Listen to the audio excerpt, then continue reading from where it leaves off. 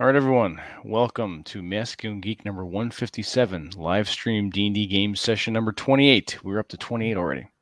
And we have a new addition to the adventuring party, Mr. Noble Brown. He is the fourth one down in the roster. Say hello, Mr. Brown. How we doing? There you go. And we are going to, as usual, we're going to kick this over to the rational DM, Mr. Rollo Tomasi. It's all you. Sorry, I'm muted. My bad. Give me 1 second. I'm just going to tweet this out so people can see that we're geeking out tonight. That's right. So everybody thinks I'm like human. You actually do things that are like geeky. Yes. Right. Yeah, okay. Oh, you I'll just retweet you. Hang on one second. Just retweet. That's what people know.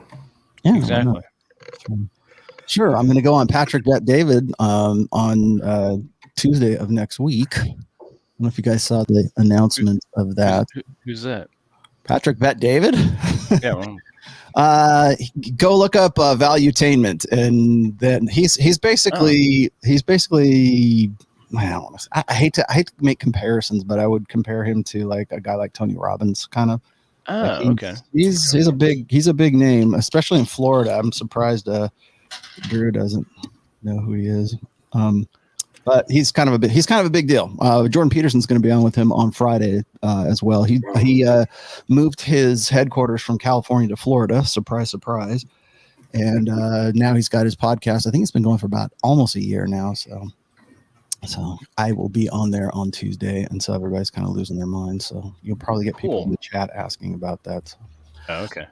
Okay, so I just tweeted that out, and we can get started here. First off, Eldamar is dead. Jesus Christ. Is he permanently dead, or he is not mostly dead or partly dead? Mostly dead. Very like blackened, like the lights are out dead. Oh, shit. And as a result of being hammered with this large black sword that Icar, the slave lord, the first slave lord you guys have managed to actually kill in two adventures. Well, I shouldn't say that. You did manage. Sled did manage to kill the one assassin guy in the last one. That son of a bitch. So you have Icar laying dead in front of you. Kind of his armor, by the way, is pitch black. Again, I'll remind you that he has a helmet that has no eye holes whatsoever in it. So he's basically had been fighting blind this whole time, but he may as well have been able to see.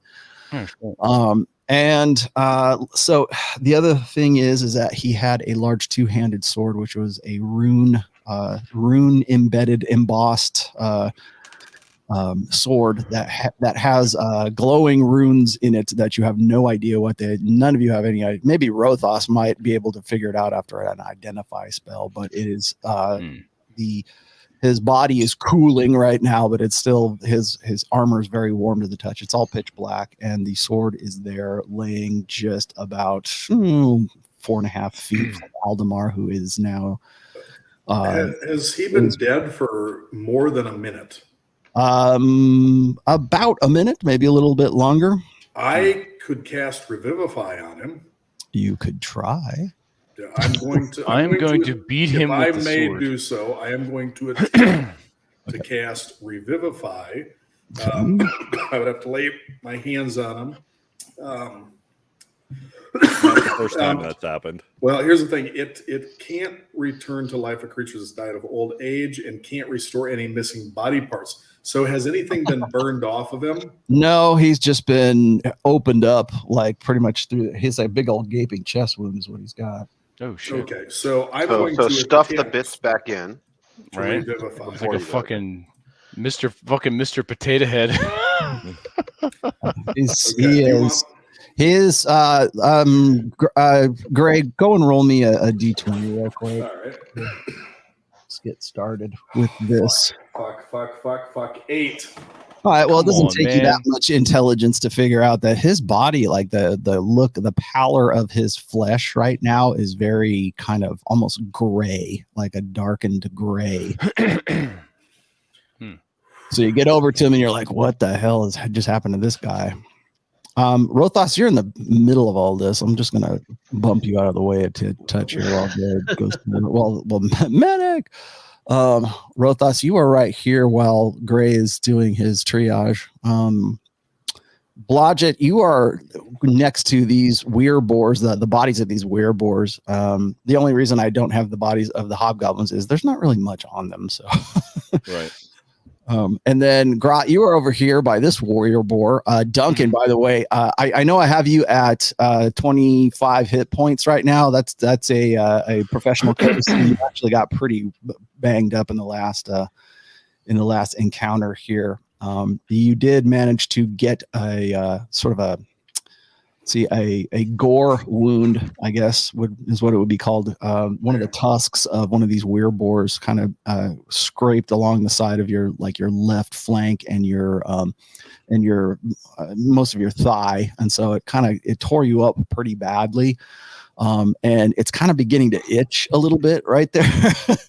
It didn't kill you, but you managed to staunch the flow of the blood, and you're all right. But you definitely are itching right there. Grot, same thing happened to you, by the way, as well. And the only reason you haven't been able to sort of feel it itching is because you've been high on adrenaline up to this point. So you have a similar wound in your lower abdomen, like your lower right side of your abdomen, from a gore wound from one of these weir boars. Blodgett, you didn't get wounded at all. Dance, well, I mean, you got a few. You got super fit. It's only a flesh wound. Yeah.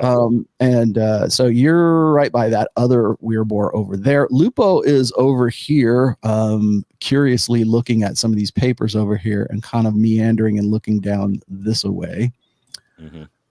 And then, of course, the badger is still behind Grot. That's right. I got the badger. So that is what they didn't kill happening. the badger. They did not kill the badger as hard as they tried. Grat be very sad. The badger actually turned into a pretty good distraction during that. He did, yeah. He helped out. Yeah, he got in a few hits. He pulled his weight. Yes. He did better than Aldemar. Yes. So Duncan, you are. Why am I not role playing the badger? I don't understand. You could I be. know, right? I was thinking either that or Lupo, but nah. We're saving that for the next time that our favorite Dutchman shows up. All right. Play. He may be in. We'll have to. He usually gets up around 4, which I puts it. I think it puts it like 10 o'clock. We're probably going to get through 1.5 encounters today. So cool. The more pressing concern right now is Aldemar is not just partly dead or mostly dead. He is all dead. All dead. It was mostly peaceful. Are you saying I cannot revive him? Well, it looks like I think Aldemar is going to be playing the badger. I mean, Well, if not, I want to tame the badger. well, that's you can't because that's already what I'm tamed. doing. Already tamed by me. tamed. See, I missed that. The badger's in my backpack. Right. Got it. Right. Okay, so let's go around the horn here. Gray, what are you doing? Are you going to try to attempt to cast Revivify? And if he's been dead for less than a minute, I'm going to try to put his insides, kind of tuck everything back in where it's supposed to be, as best I can tell, with all the blood and shit and bile and stuff pouring out of him. And I am going to attempt to revive him. I've got to try. All right. Woo, man, this is an expensive ass spell, by the way. Yes, I know. That was going to be my next question. There goes your diamonds. 300 gold pieces. Yeah, I'm just looking at it. Diamond, but I'm kind of looking around and thinking, yeah, they'll chip in. Or I pick Aldemar's coin purse. Okay. All right. Give me roll me a D20 and add your spell bonus, which I believe is I think it's like 7. It's 7. Yeah. Let me go back here. Yeah, this is more for me than it is for you, but go ahead. 11 plus a 7 gives me an 18. 18. Okay. So when you are attempting to revivify him, and I know it's only a 1 action thing, you don't when you're doing this, you don't sense anything to come back into the body, if that makes sense. There's no soul to like Yes. to come back with 1 hit point. You could Oh, do shit. it. In fact, you do it, and it comes like his body kind of it gets a little bit of its pallor back because it gives him one hit point back. But What weapon killed him? The he's sword? like the body is like the heart's beating, but he's like in a vegetative. There's no there. Oh crap! I look at Rothos, and I was like, what? and I ask him to go and examine that sword. Well, tell him he's right here now. Thank you for joining us. Rothos, Yes. there's no Aldemar. There's no soul in this body. And right about the time you do, that's when his disguise, he reverts him back to normal. And he no longer looks like a happy little gnome in a hot dog on a stick. And you're no longer sparkling anymore. You're back to your old self, Amos. Okay. So I kind of look at him confused, and I look at the body of, was it Icar? Mm-hmm. And I'm looking at he had a sword, right? You did. It's laying about 4 feet away from where Aldemar is, and it's not in his hand anymore, but it wouldn't make any difference. So I approach the sword to, I guess, I don't know, examine it, see if there's anything. All right. I need you to be very specific now, Rothos. Upon inspection, just visual inspection, do I see any There you go. runes or anything? Okay, roll me a d20, my good elfie friend. Do not 8. roll low. You son of a 8. bitch. You're super bad at You D&D. notice there are still the runes are on it. They are they're not as bright a red as they were, but they are kind of dimming, let's just say, but you can see that there are runes, and you also hear an audible hiss from the sword. Frostmourne hunger. Taking my hand, not touching it, but kind of hovering close to it, do I feel anything coming from the sword? Now roll me a d20, and I need you to add your wisdom modifier to that. Okay, let's see. 5 plus 2 is 7. Jesus Ah, Christ. woohoo. At least you're honest, Amos. You get bonus. You get points for honesty. You get like a plus 10 for Yes, honesty? plus 10 for honesty. No, well, let me see. So now I gotta get my dice out. Move my coffee. All right.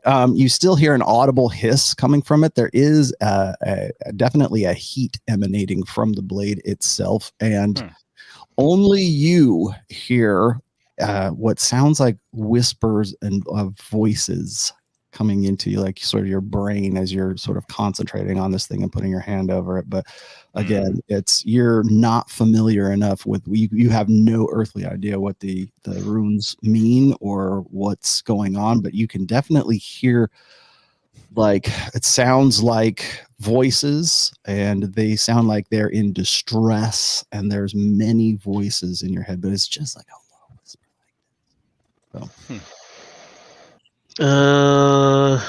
Okay.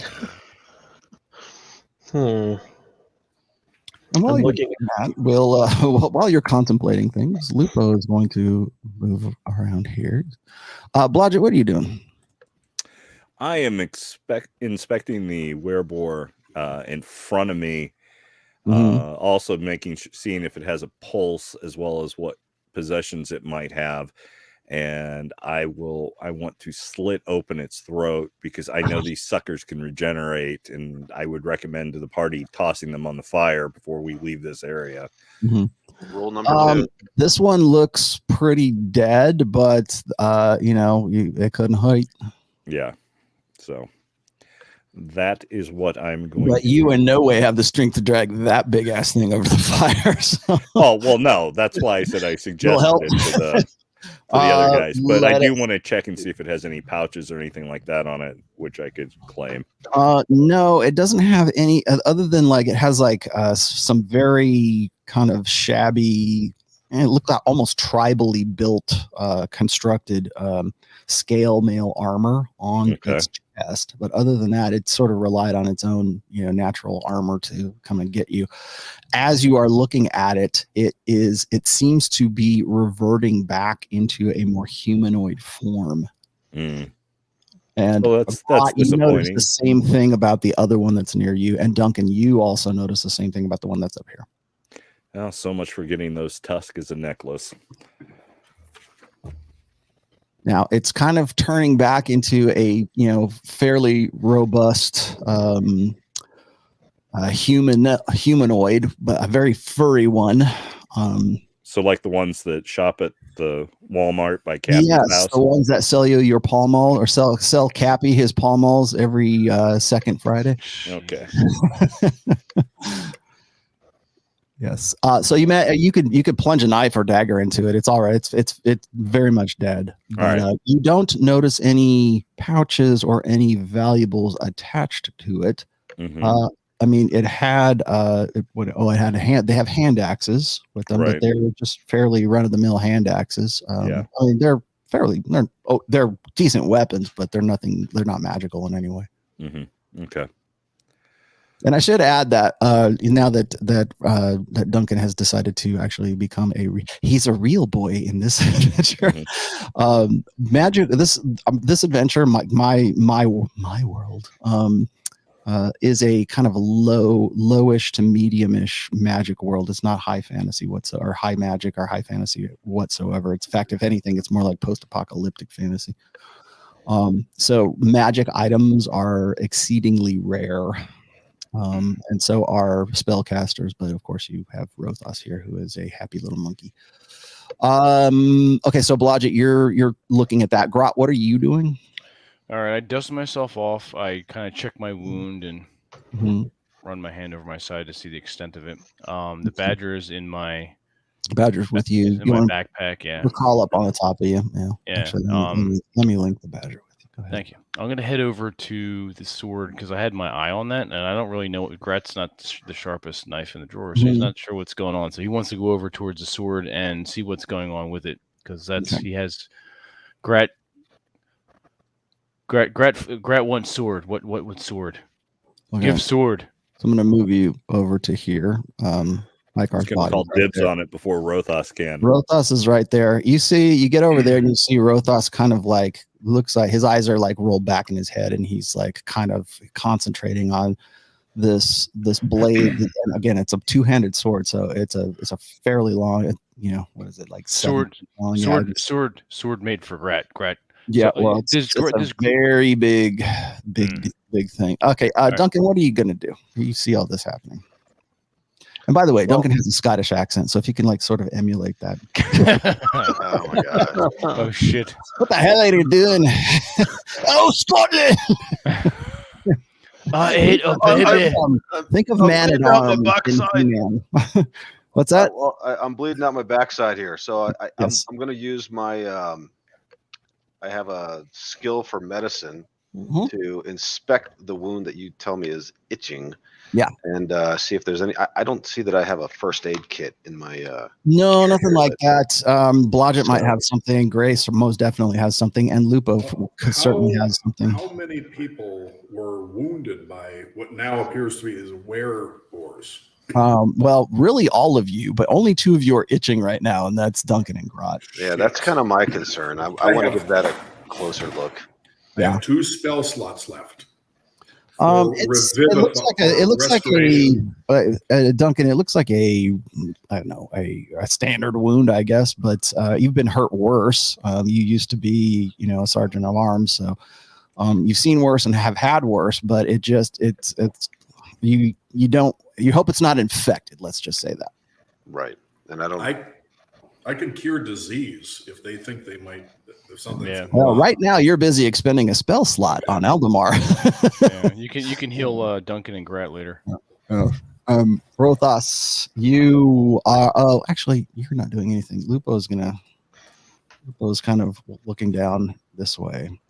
You can, because remember, one of those hobgoblins went in one of these doors, and now you guys don't know which one. Lupo does, but you guys don't, because everything you guys were actually going to work over here.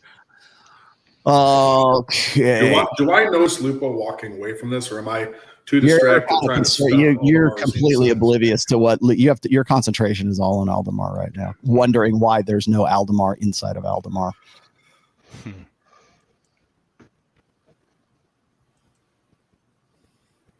Shit.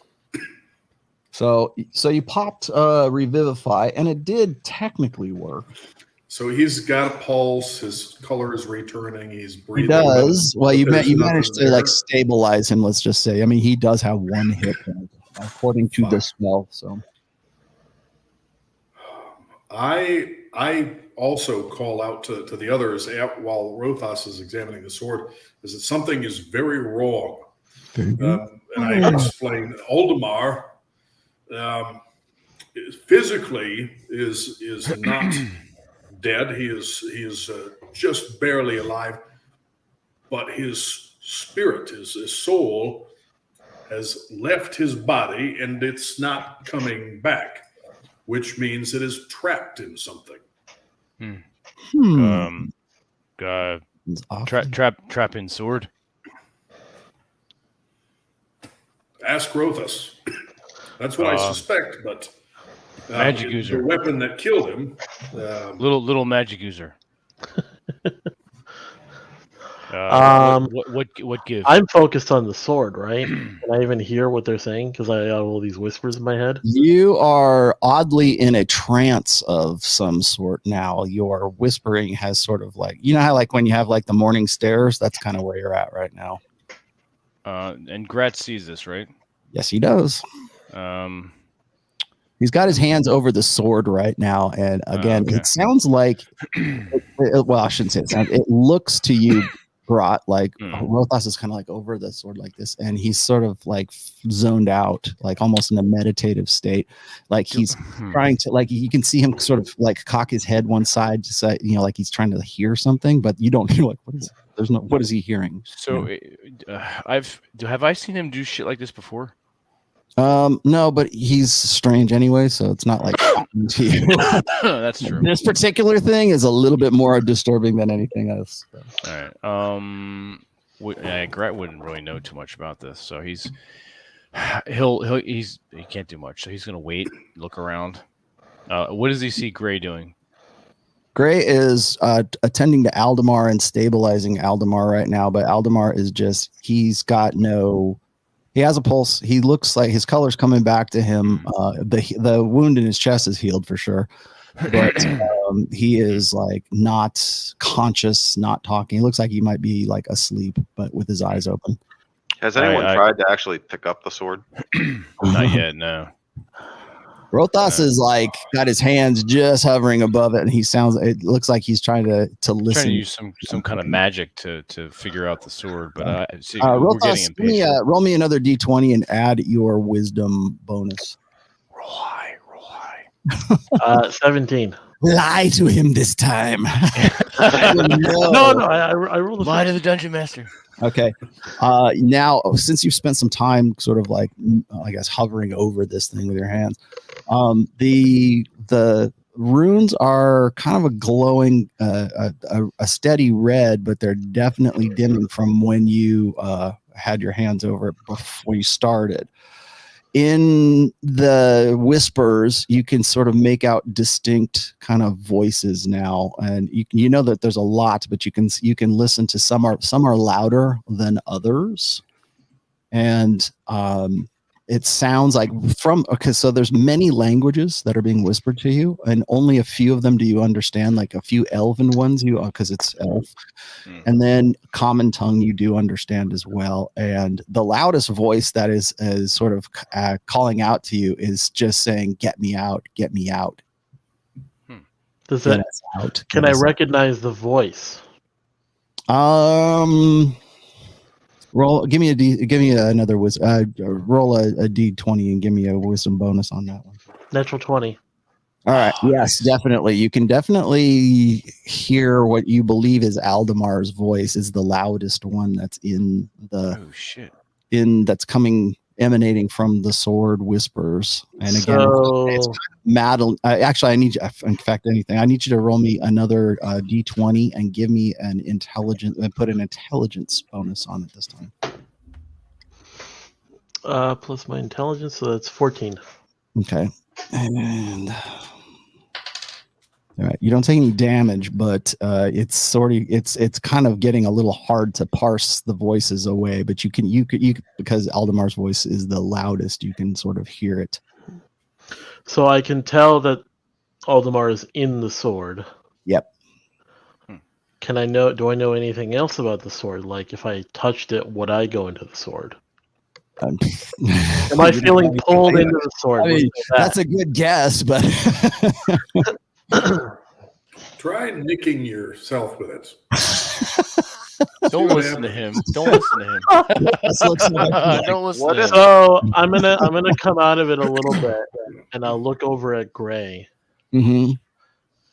Now, Gray, when you are trying to put Aldemar back in, are you doing it, or is your god doing it? Well, the way my spells work are depend. Am I going to like monologue on spells? Yeah. Okay, so Well, you can monologue on like your magic. How was that? Depending on the level of the spell, there's usually intermediaries, lesser deities and beings under the command of my god that provide these abilities. Only Pelor intervenes directly with much more powerful magic than I'm currently capable of. So, no, not quite. I don't actually put life into a body. I channel the powers of Pelor and his servants, and they do that. They locate the spirit, push it, kind of stuff it back in, and then imbue the body with a life force, replacing what has been taken from it. We've put life into the body, the animating force, but there's no soul. It's like so wrong. It's like when you have a dumb person who's touched in the head. They breathe, they eat, they drool, they shit and piss and do all the kind of things that normal people do, but they're not there.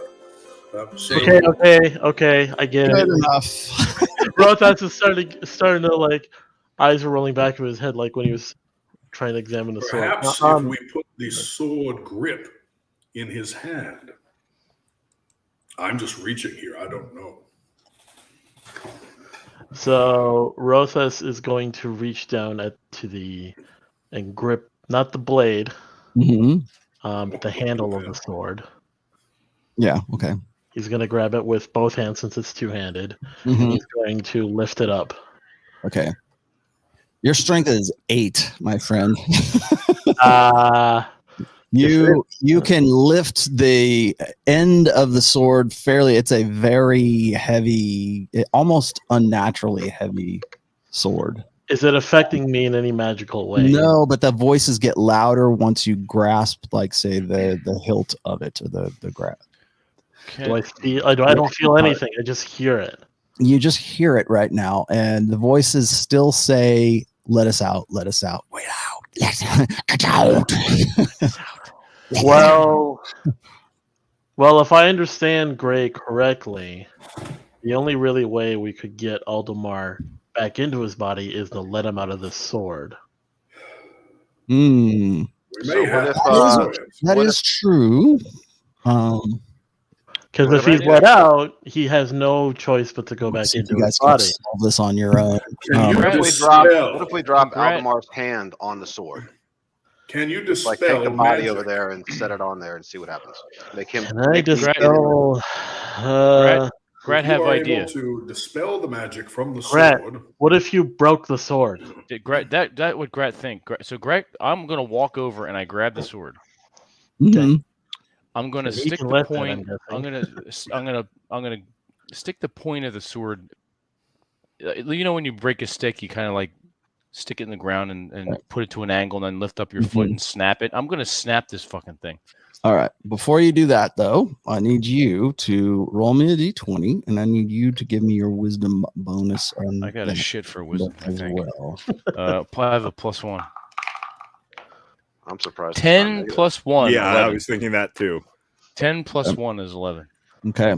You get you can pick you're probably the only one who can actually lift this. I will use it anyways. I mean, Duncan could probably lift it. But you get an unnatural like feeling of pleasure from picking this sword up. And almost you get a dopamine rush just from like just from touching this one and bringing it up. And now your head is just hammered by all of these voices that fill your head, like, and they're not whispers at this point. So the moment you pick it up, it starts to you guys kind of like you look at Grot, and Grot kind of like zones out for a minute as he's picking this sword. So I put my hand on Grot. kind of making sure he's like trying to ground him, so to speak, like keep him with us, because I know what he's feeling. That's what you hear. So I'm like holding on to Grat, like yelling at him, like, "Stay with us, Grat. We need you to break the sword." Grat here. Okay. So Grat, you have it. You're kind of maintaining control over yourself right now, but you are being, I don't say charmed, but you're definitely, you're listening to, you hear the voices more than Aldemar? More than you hear the people who are like around you, if that makes sense. So I kind of look around like, what's going on? Yeah, well, you're hearing all these voices at the same time, where it's almost like you're in it's like you're trying to talk to somebody and you're at a concert. Oh shit! And all you hear is the concert, but people are trying to like tell you the important things, but you can barely hear them over the loud music. So I look quizzically at Rothos, and I point to my ear and shake my head if I can. He sees you do that. Okay.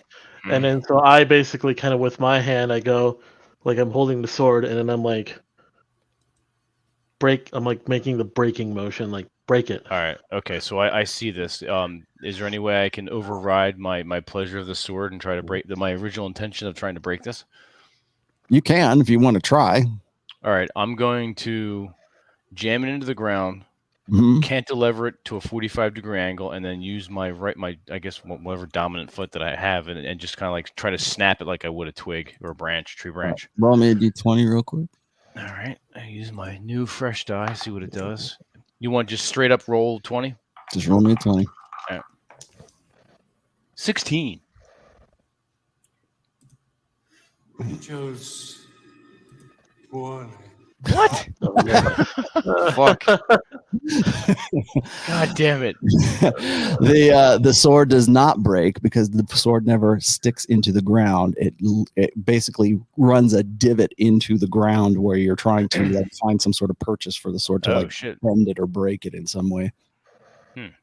Son of a bitch. I ask Rothos if he is capable of dispelling magic from an item. All right. As you are asking that question, Gray, I need you to a perception check from you. So roll me a d20 and add your intelligence to it. Oh, fuck, 12. What is my intelligence? My wisdom is off the fucking charts. My intelligence is about average. Where is it? I only have a +1 on intelligence. All right. Well, you get a kind of a tingling feeling and you think it is like almost like an itchy ting, like when you get like when you hit your funny bone. Yeah.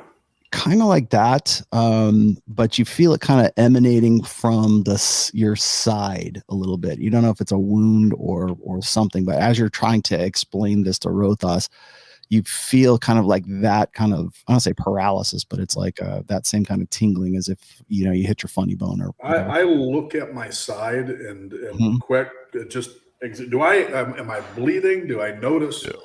No. I mean, you took some wounds, but you're not, you're still up on your hit points. So, I mean, you're survived anyways. Okay. But it's coming from, let's see, I guess it would be your right side. My liver?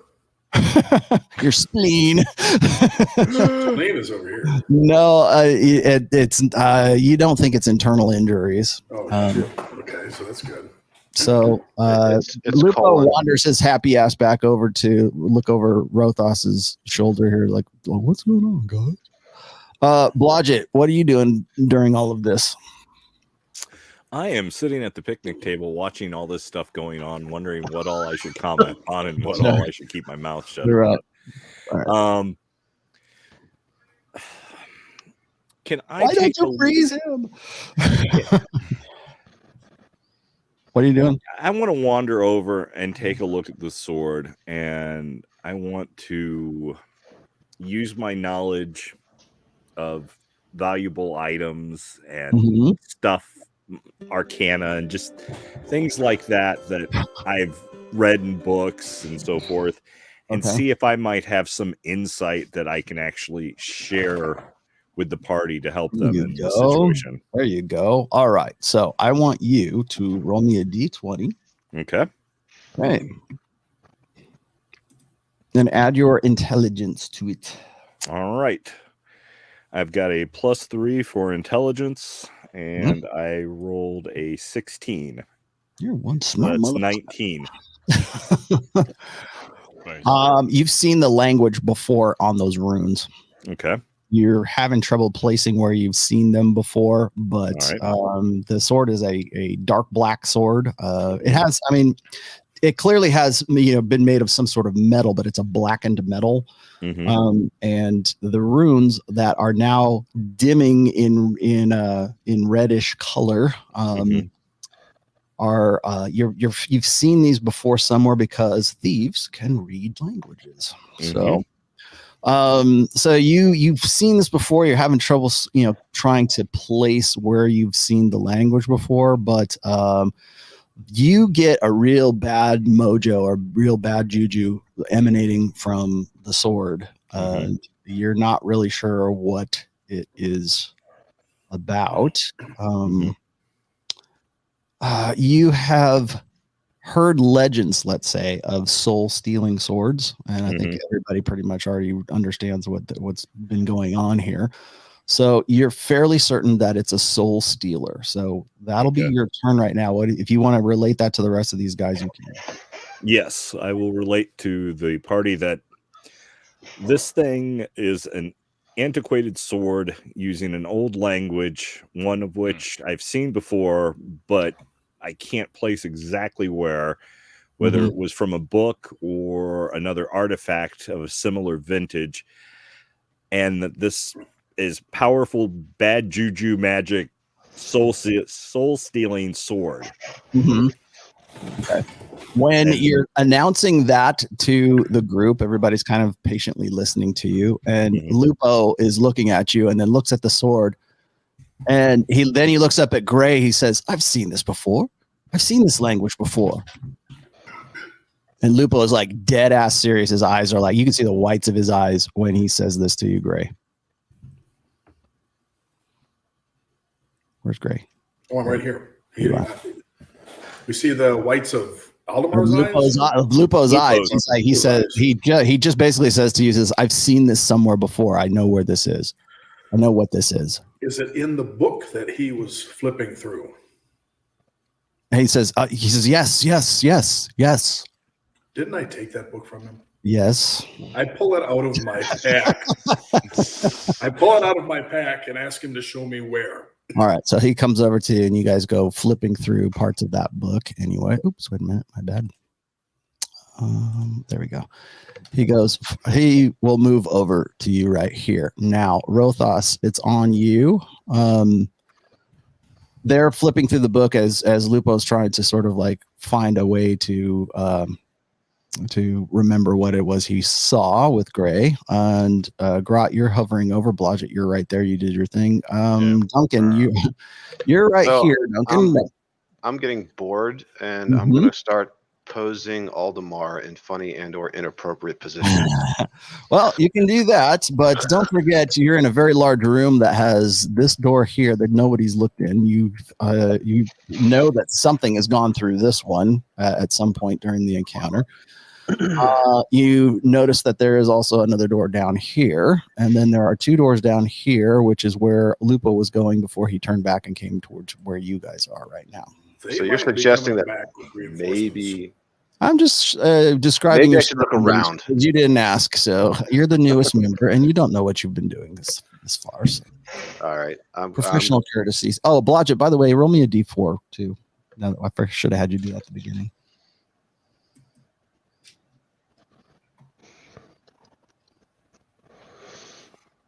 Blodgett. It was a 3. 3. That's your luck points for today, my friend. All right. You are one lucky dude. Rothos, you're right there. You're standing in front of Grot, who is pointing the sword at you right now. Why is he pointing it at me? He just decided to point it at me? He's kind of staring at it, not unlike you were just a moment ago, where you're kind of like zoned out and you kind of got the morning stares, and the tip of the blade is aimed right at your chest. Is it touching my chest? No. Not yet. No, it's not. Get out of the way. But Grot is kind of mumbling to himself at this point. And it's in kind of an orcish language, and you don't understand. No, do you understand orcish? I do. Yes. Okay. Well, he's mumbling in orcish, and a lot of it seems like he's repeating something that's being told to him. Oh. What is he repeating? Get me out. Let me out. Let me out. Get me out. Sounds like this. Oh, wait a minute. That's what it sounds like. And then you can walk with him in hell.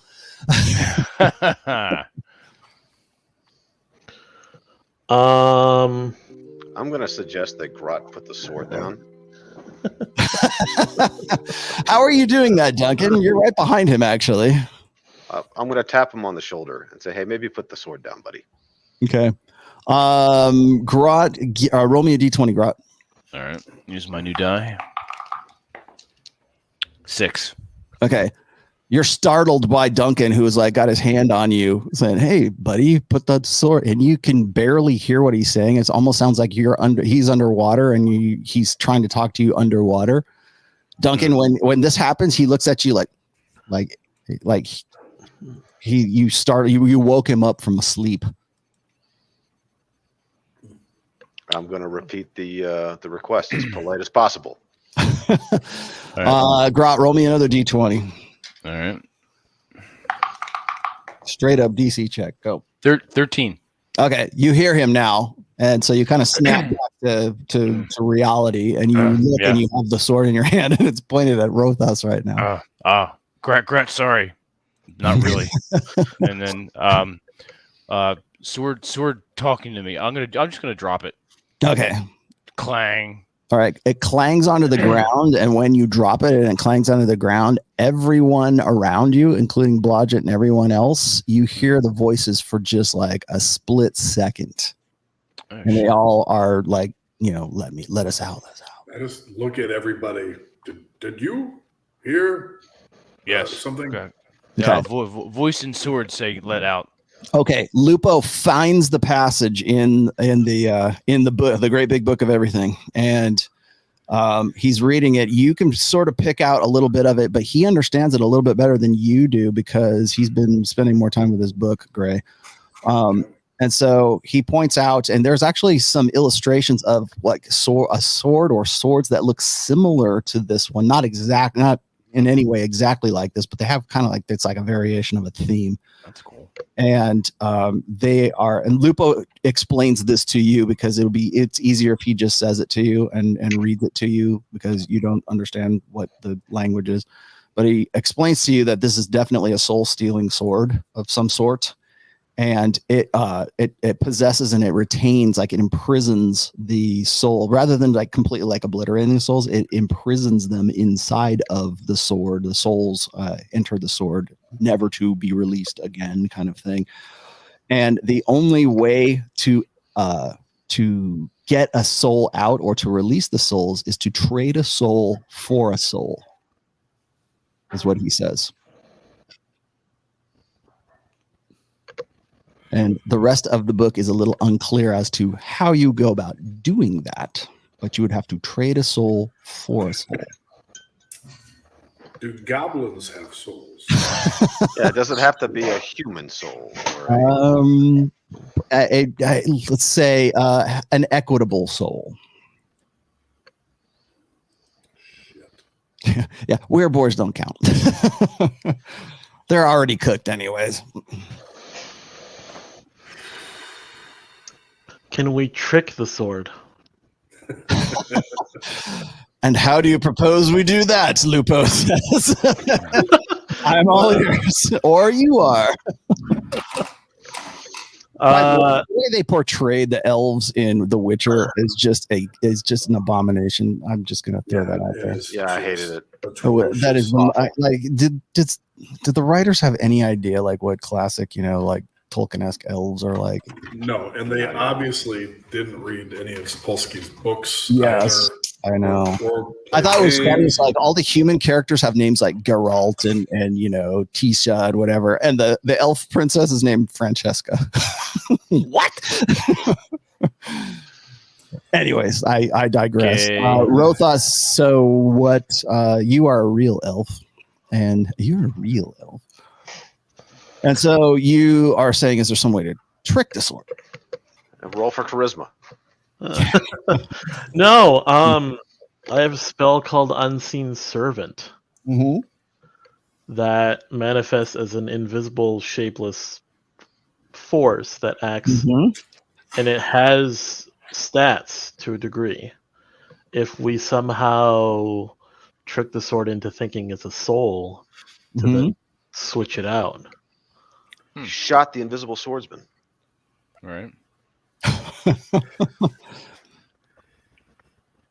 Well, what do you guys want to do, my friends?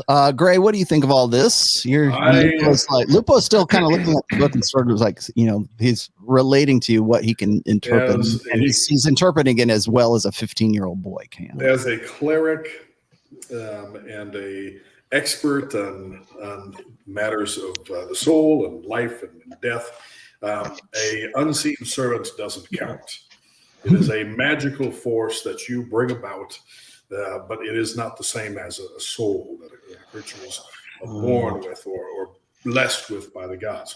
We would need to kill some intelligent creature, albeit evil. We can't be going around killing the innocent.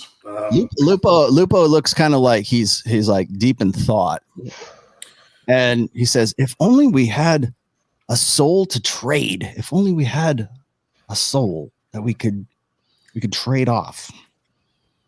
Does the badger have a soul? No, it's an animal. It only has I spirits. asked Lupo It's a what he spirit was- animal, leave not a this soul animal. Leave Badger alone. Badger looks at you like, "What?" I asked, I'm getting a little concerned with Lupo. I asked him what he's suggesting. So, What's Lupo's hair color? Is he a ginger? no, he's kind of like a towhead. He's got a little bit of a blonde thing going. He's more than one soul? sort of Dutch looking, and he's got a little bit of a lisp. He looks at all of you looking at him. He says, "Not me. I'm trading my soul for that son of a bitch." Yeah, could- especially since he threw him in a room with a bunch of kobolds and Yeah, goblins to be slashed Right? at. It's But it's fuck like Valdemar. Lupo likes this. It's almost like he's trying to solve like a Rubik's cube or something. Yeah. Yeah. I wonder if we could find that hobgoblin that took off. We're- Did we we're- leave we're- we're- any orcs we're hobgoblin. alive behind We're us anywhere? hobgoblin. Gray, give me a D20 and roll one for. Actually, Rothos doesn't know this because you weren't there. Five. Grotz, 5. Okay. Do I add any bonus to that? Okay, you suck. Blodgett wasn't there. I don't think I saw Aldemar's it. dead. And Grot, give me a D20. Sure. Use the same die. Seems to be pretty good. Not this time. 6. Okay. And so Lupo is looking at the sword again. He's not getting anywhere near it, but he looks like he's trying to compare the sword to something he's looking at in the book, like the languages that he sees in the book. Mm. And he says, Save us, Lupo. he says that as far as what he knows from, again, remember, this is the religious book that you guys picked up in the first adventure, Yep. right? Mm. And so Lupo is kind of like looking at it, and he says it's like a demon, or it's like demonic of some sort. Oh, So like, shit, it demon sword. possesses you almost. he's all if only we knew a demon who, or a tiefling or something like that, maybe they would know something about. Where's Rob when you need him? Verb. Yeah, where is Rob? Where's Verb? We need him. Didn't That he bastard. take off and run off into the woods or something? He We lost him in the no, we no. lost him in the dungeon. No, you didn't. he just Didn't. left. No, you didn't. He's been following us through the tunnels the entire time. Right. No, not necessarily. No, you're thinking of Spencer's character. Spencer's character is the one that ran off. No, Yeah, I'm Rob just thinking of disappeared. Rob's tiefling. Rob's tiefling just disappeared. Didn't we get separated in the underground before, and we couldn't find him? Grot and Gray, roll me a d20 right now. You're the only two that were in the last. Well, Duncan wouldn't. He was too, but he wouldn't know this. 16. 16 and 6. okay. Lupo looks at you, Gray, and he says, "Where's that ring? Where's that ring?" Oh shit. Was there a ring of oh fuck, there's a couple there's different kinds. I know that there's some rings that absorb Go a look at your soul. sheet. Go look at your sheet, Gray. You wrote this down. I'm dead certain you wrote this down. Yeah, there was a ring. Where are my items here? His eyes get wide, like Lupo's eyes get wide. He's all, "Where's that ring? Where's that ring that we found in the pits?" That's what he says. Cloak of protection, gold pieces. Fuck, you know what? I think I didn't have everything written down here. It might be in a Google Doc. Did you say we took a ring though? All right, we Yes. got a ring. I dig it out Yes. of my pack. Yep, it was the ring that you still have it. It's in the pouch on your lower right hand side of your, right around your waist.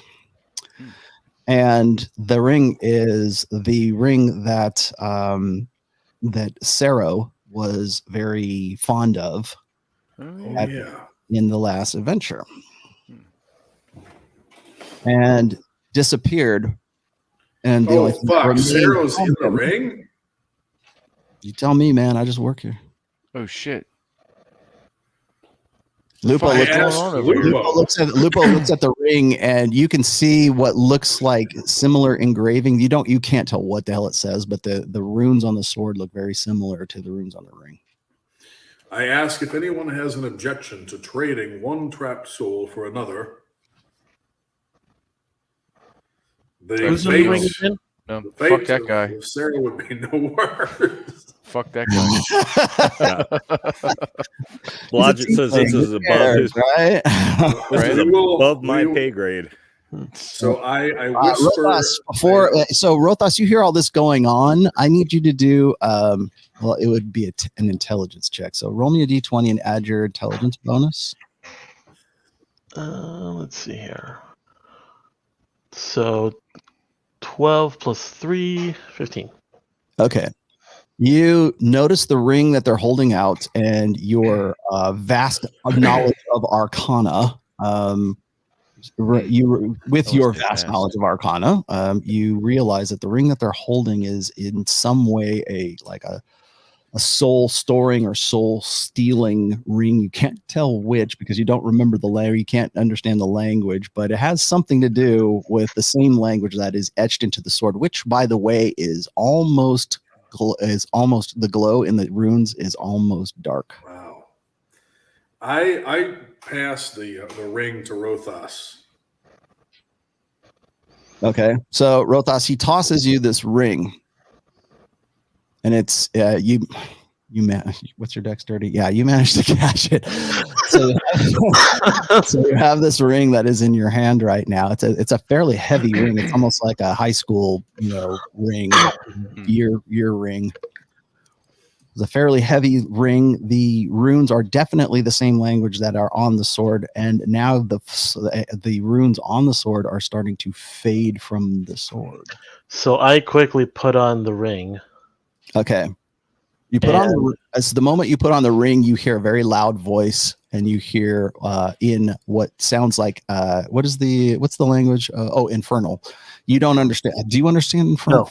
No. So you don't understand the language that's being told to you, but it's a very loud language, and it's all in. It's Infernal, but you don't understand. It's like knowing Spanish, but you don't know it's actually what they're saying or whatever the language is. I know the language. I don't know. You know the language, but you don't know exactly what's being said. But you're hearing this kind of some sort of. I want to say like a mantra or like a chanting, but it's in Infernal. Okay. So I take the hand that has the ring and I touch the blade of the sword. Okay. When you do that, you and everybody else watches you do this, your eyes kind of roll back in your head when you touch the ring to the sword. And in there you can hear like countless voices, but the two loudest voices is one that you're familiar with, which is Aldemar, who's speaking common, who can speak to you. TJ, you can speak to Rothas right now if you would like. And then also in there is another loud voice, which is that infernal mantra. Get me out of here. So that's what I guess, do I will this or however I do it? I'm doing a switch. Okay. Aldemar, as you're doing, so you're going into sort of this trance-like state. Grot, you're seeing all this happen. Blodgett, you're seeing all this happen. In sort of this subconscious. I don't say it's like a dream-like state, but it's like you're unconscious, but you're conscious, almost like a state of half asleep, half awake, Rothas. And Aldemar and whatever the being in the ring is there with that being leaves, and Aldemar's soul enters into the ring itself. And so now you hear Aldemar's voice emanating from the ring, and the mantra of the infernal is sounding quieter and quieter and quieter, and all of the other voices that are along with that are sounding quieter and quieter and quieter. So then I remove my hand from the sword. Okay. So you pull your hand away from the sword, and the only voice you kind of hear emanating from the ring is Aldemar's voice. So then I get up and walk over to Aldemar's body. Okay. And put my hand on his chest with the ring. Okay. To I guess release him. He's breathing, but nothing happens. He's still in that vegetative state. Put the ring on all Gray, you see all this happening? You see all of this happening? I suggest he put the ring on his finger. So I take the ring off. Mm-hmm. I put it on Aldemar's finger. Okay. So as you do, Aldemar's soul enters back into his body, and he revivifies finally. Thank the true And gods. he has 1 hit point left, as I said before, and the ring is now on his finger, and he is kind of waking up and sputtering a little bit, and kind of tossing his cookies a little bit. Whether or not he's coming back to life. Take that ring off. And he I owes I take the ring off after I see this. Okay, the moment you take the ring off of his finger, he passes out again. Whoops. Okay, I put the ring back on. Okay. In your head, you hear, "What the fuck?" That's so unlike Aldemar. I put the ring back on him. All right. Hey, he opens his eyes up again. I take it off. He falls apart. Look Like at a- your ass kick. it's like one of those little dolls, you know, where you like where the things like you know, you Is press he the button like- and it goes like this. This is You have to interesting. make like a constitution save for how many times he's living Yes. and dying. I put it back on him. Actually, he loses 1 point Constitution point because he's been resurrected once. Yeah, I should actually come to think of it, I will roll System Shock because every time you do that, he has to go through System Shock. So okay, so he survives the System Shock of you doing it twice to him, but when it's on his finger, it seems to be that's when he comes sort of back into his own. It says balls on your forehead. Yeah, I say to Aldemar as he wakes up, I'd slap you for worrying us so much, but then I might kill you. Yeah. Back. Jesus. So He probably has to Aldemar, revive a little bit more. you have Aldemar, TJ, you have a soul ring that is on your finger right now, and they tried to take it off you again. What do you do? I smack him in the face. Smack him away. All right, Aldemar, as long as the ring is on you, you're back inside your body. But when you take it off, Oh shit. you are not inside your body. You're gonna need to find some matching earrings or something. You're stuck with that thing. Right. Yeah. Write that. TJ, write that down on your character sheet too. That you've got that ring that like keeps you alive. It's your soul ring.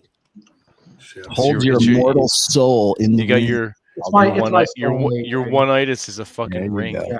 Yeah. At least it has a purpose, right? Yeah, right. Yeah. Lupo, you see Lupo look around the side of Gray and goes, "You're welcome." Well done, Lupo. Yeah. I mean, Greg what would said well happen done. is Well done. if one of us just kept that ring with Aldemar's soul in it. What if we put the ring on the badger? I'm liking that idea. You tell me, man. Would the badger die because its brain's not big enough? Probably. Why would you assume it's not Yes. big enough? Yeah, this is Dexterity Aldemar we're talking drops about, to right? 0. leave Grat Badger alone. Yeah. Grat Nut want to have to kill everyone. Yeah. All right. How bad does he look right now? He's very pale and very weak. He's at I'm- 1 hit point, so he's I'm gonna not doing cast- too well. Cure light wounds on him. Okay. And that will give him. Man, I'm looking at. I know when we started this, we were doing 5e stuff, and we're running it with a bunch of 1e rules and everything. Do you want me to switch over to just the 1e spells because I've got this character creation software I used. There's a bunch of 5e crap, and so it's just like my brain is trying to convert stuff here. So I know Oh, 1d8. Okay, hang on. Let me do this. I got 1d8 it. plus my By the way- modifier, but in Oh. this, but it should be. I think. Oh, geez, I have to go back. and What check. level are we again? 6th. Yeah. Oh, yeah, you guys are all, well, except for Duncan's about. Well, Duncan's 5, and I think Blodge's When did at we 5. level Yeah, up? I'm 5. If you Yeah. want, I'll go and I'll Best convert everything to Game 1e. before. Yeah, well, I was going to say is like when we get to the next part of this adventure, we'll switch over to first edition rules because I think it's a little bit easier to remember. Yeah. And it gels a lot better with this module because it's a first edition module. Makes sense. You want me to roll a d8 for his health? Yeah, go for it. Roll it and add your bonuses. Yeah, 1d8 plus spellcasting modifier, which is 7, so he'll get a big chunk. 5 plus 7, 12 points. All right, so you have 13 points of damage returned to you, Aldemar. You are at 13 hit points right now. You're back on your feet. You're out of breath, and you don't know what the hell just happened to you. You just were in like complete null, gone, and you didn't. You felt like you were in a room with about 100 people, all whispering at the same time until Rothos came and grabbed you out of that room. So now you are back in your body once again, and you are healed, and you are, as long as you have that ring on, you'll be all right. Ooh, gotta watch out. Don't lose the ring. Do not give it to a bar wench. Pickpockets and thieves. Yes, don't say, baby, I love you so much, I'll give you my soul. Have my ring. You're Have my One class. night with you. Don't give away your class ring. Yes, never give away the class ring. All right. Okay. Who drew a penis on my forehead? That's pretty. Okay, that was pretty funny. That would be me. That was pretty funny. Yes, you wake up and you have Sharpies all over you. Just balls on your face. Okay, so now here we go. Aldemar return to the land of the living. Well, sort of. And now you have two what look like dead humans. Now they don't really look like what they like the boars that they were. They have sort of morphed back into what they were. The room, by the way, is scattered with hobgoblins here that you have managed to kill. The Icar's body is still there, and the armor is still there. The sword is there as well, but it is dark. There are no runes whatsoever on the blade anymore. Okay. Would that plate mail fit me? Maybe parts of it would. Other parts of it wouldn't. You might be able to cobble something together if you wanted to. Yeah, like, that'd be kind of cool. Like the cuirass would probably work for you. Like the chest. Yeah, let's do that. I'm just gonna grab the chest piece. Yeah, okay. So you can grab that chest piece. Yeah. It's very finely made armor. It is. You can't tell if there's any kind of magic to it. Like Rothos might be able to with the detect spell or an identify spell, but it's certainly well made. So, so you've got the black plate cuirass. You're a cuirass. And so the blade is still there, but it's not emanating any kind of heat or anything really substantial to it. It's got to be worth something. It's not hissing anymore, put it that way. And we cannot just leave that for anybody to have. We We need to take it with us. Grat will pick it up with a glove with his gloved hand and just put it in his back, like slide it in the backpack. When you grab it, there you don't hear anything. It's a heavy sword, but other than that, and it's like I said, it's about 7 feet long. It's a fairly long sword. All right, I'll put it in my extra sheath. Okay.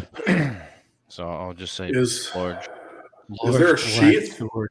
Is there some sheath on that armor? There's no sheath on the armor. He had it out when you guys came in. So. All right, I'll have that my sword in my hand, and I'll put that one because mine's basically a 2-handed sword as well, and I'll sheathe the black sword in mine on my back. Okay. So. All right, so you're doing that, Blodgett. What are you doing? I am checking the corpses of the hobgoblins. Okay. Of the ones that you find over on this area over here, you find just like a few silver pieces. They have cheap short swords.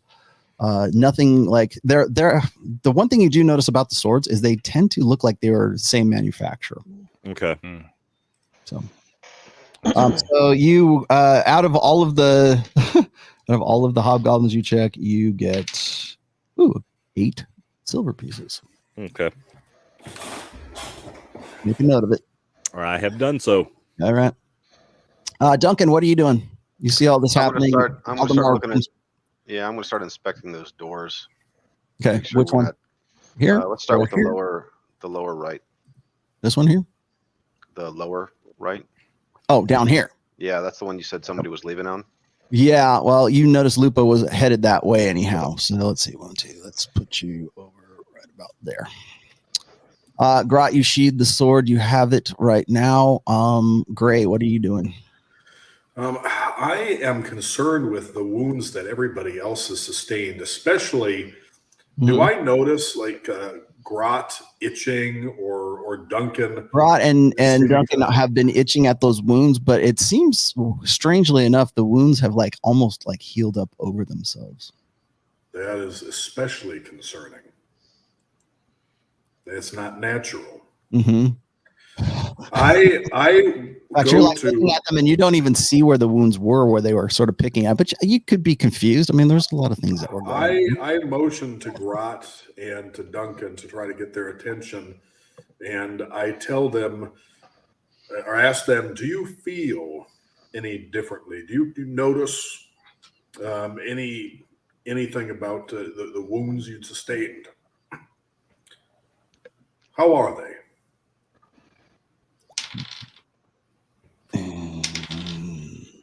Grot, wound heal, but itch a lot.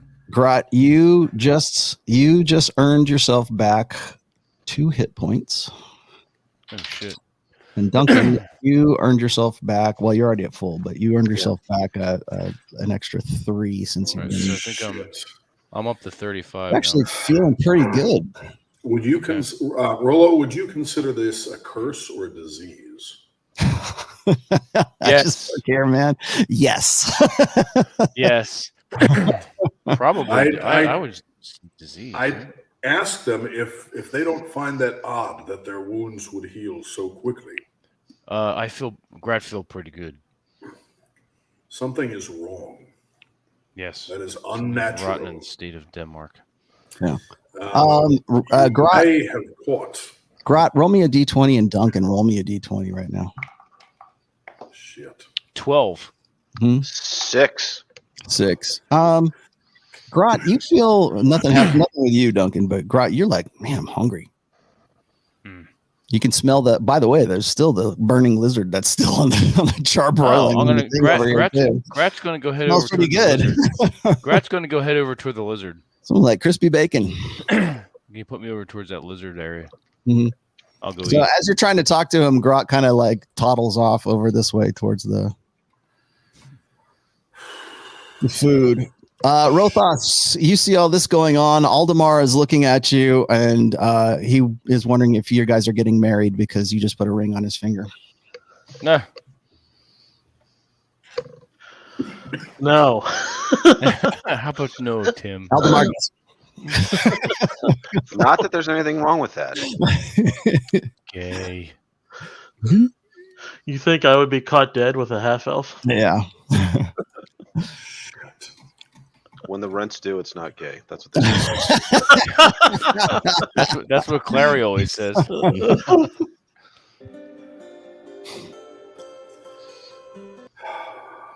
So I know Grot a little better. I pull Grot aside and I tell him I think that he and some of the others might have contracted a disease or curse from these werebores.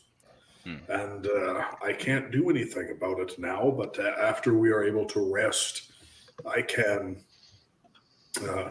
pray for spells to remove the curse or disease. Can I make would I know if this is like, if lycanthropy is considered a curse or a disease here? Is this magical or is it? Roll me a d20 and add your wisdom. It's usually a curse. 13 and 7, I get 20.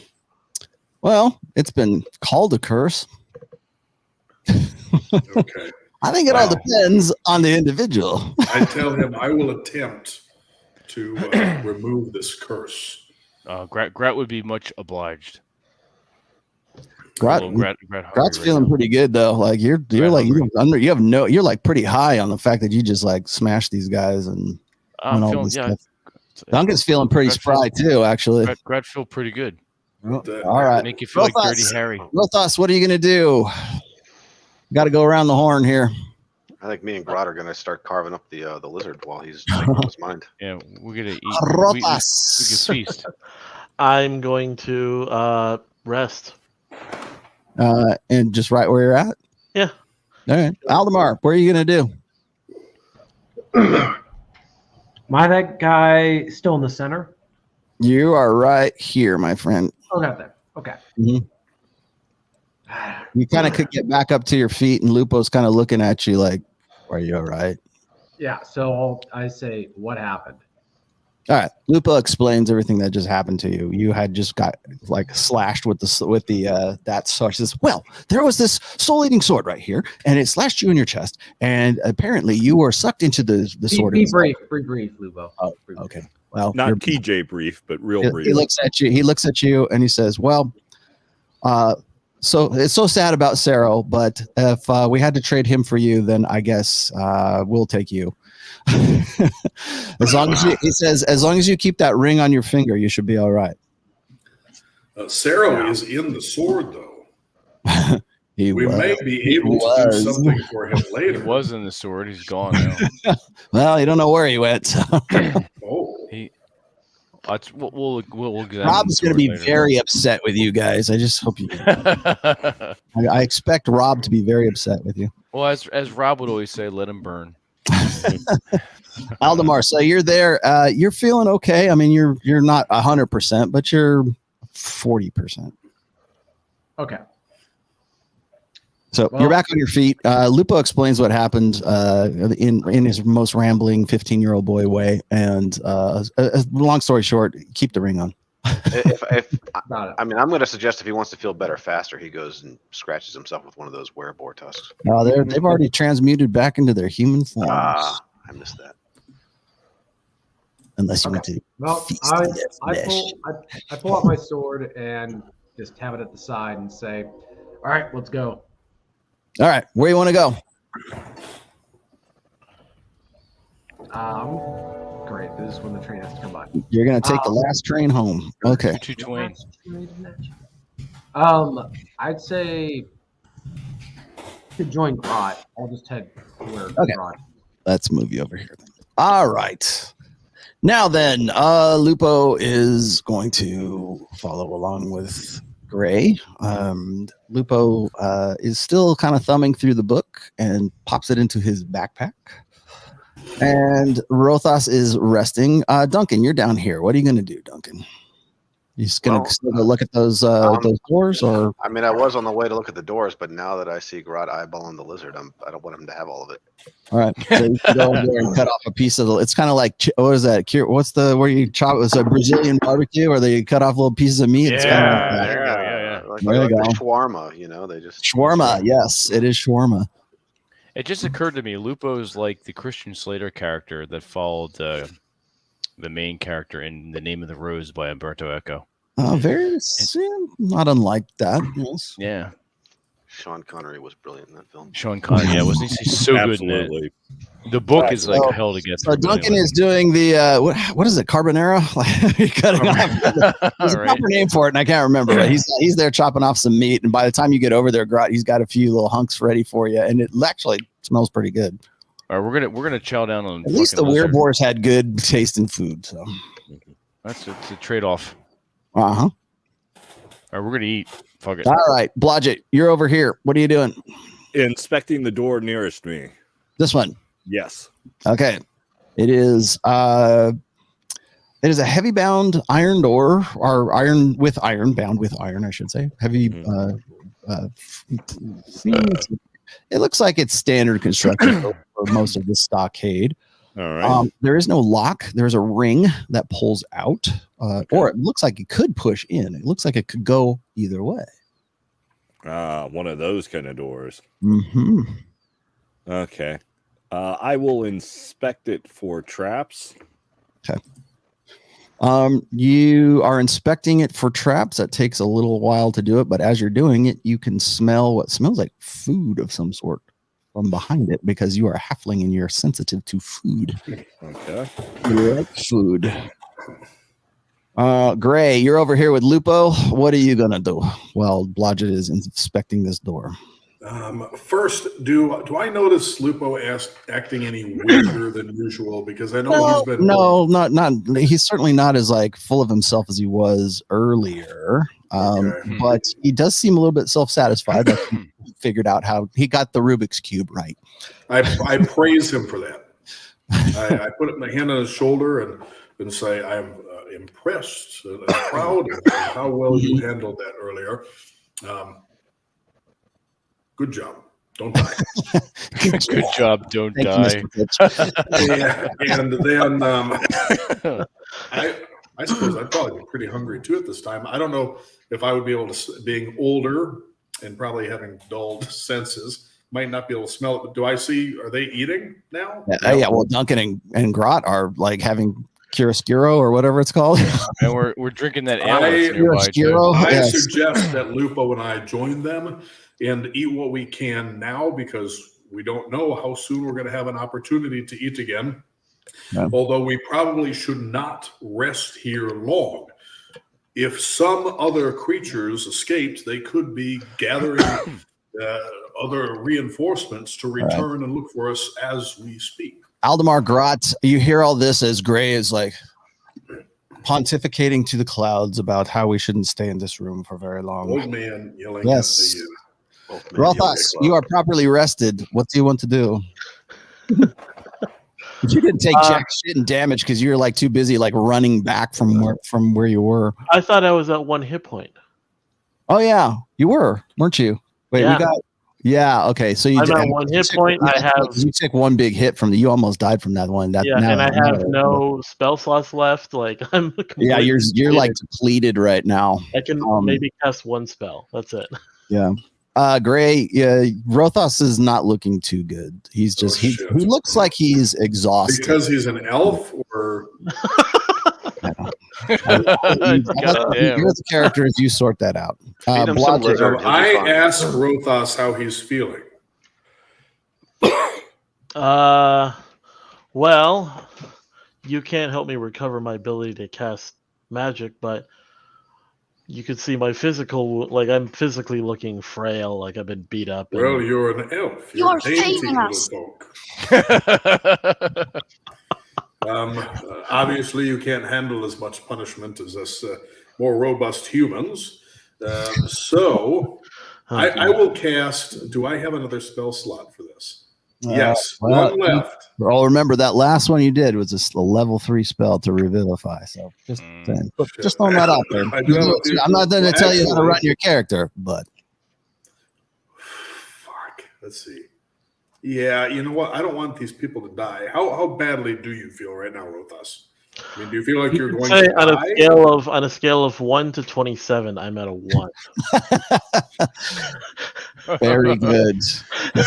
Not metagaming at all. Character knowledge and player knowledge. Metagaming? What metagaming? I don't want anybody to die. So I will expend a spell slot and I will cast Cure on him. 5 and 7, 12. Okay, there you go. Now you burn that spell slot, but at least your wizard's back.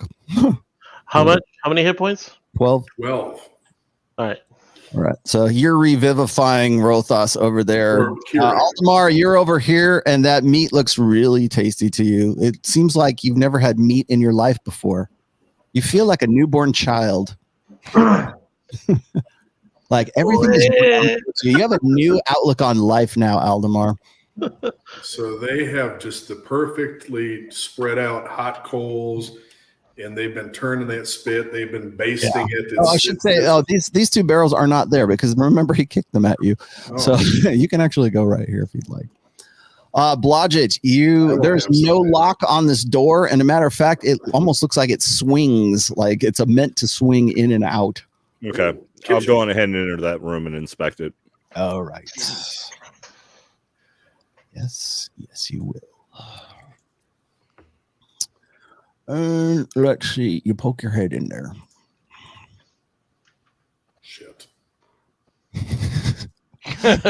and Gray is nowhere to be found.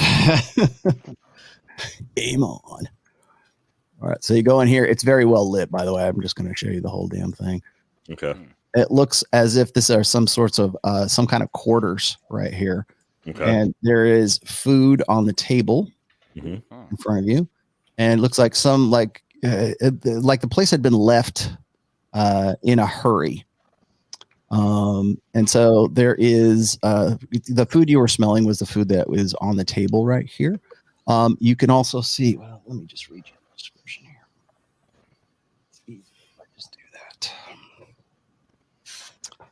Where is it?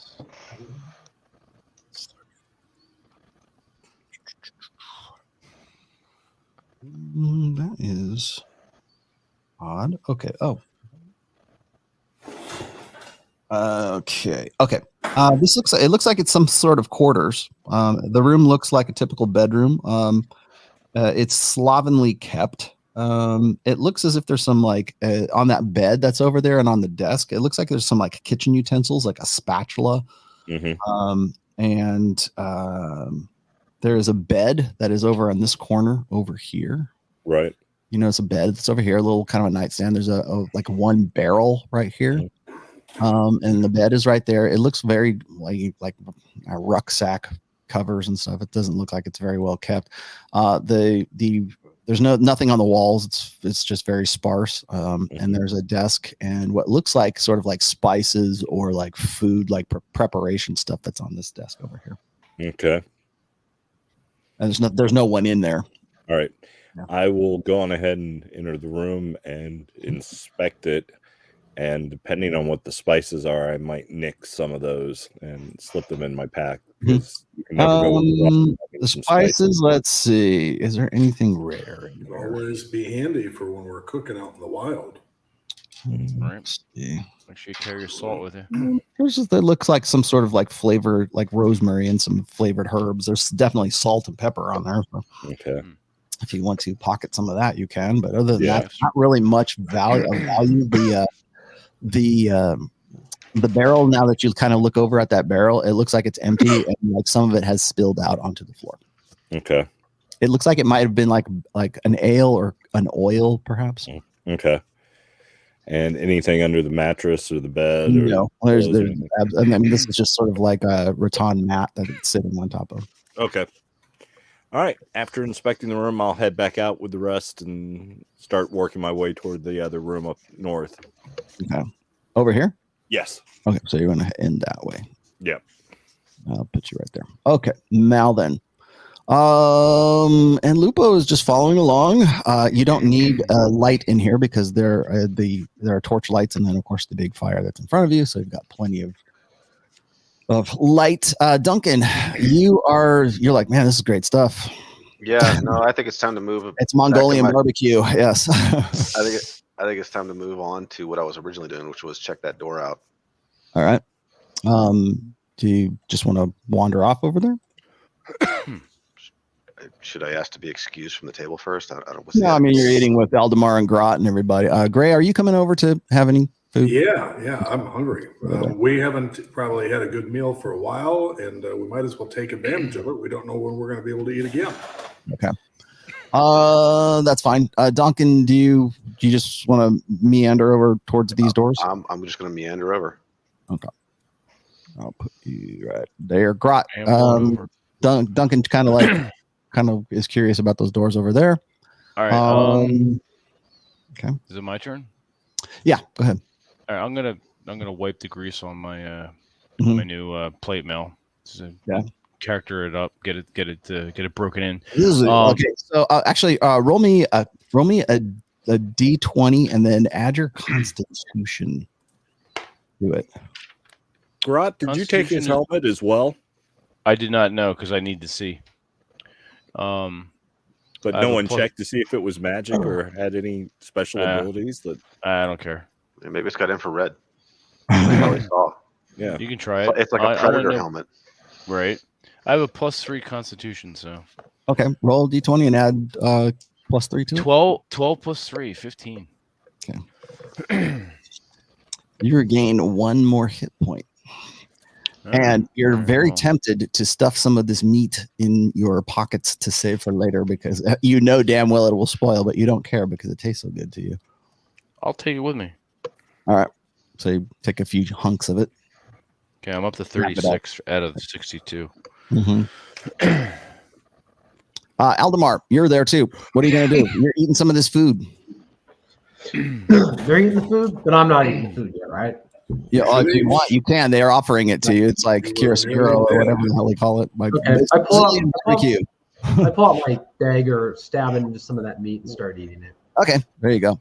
All right, Gray, you're right here. You see Duncan's kind of going off to explore this side over here. Lupo's come around this side because he's going to get some too.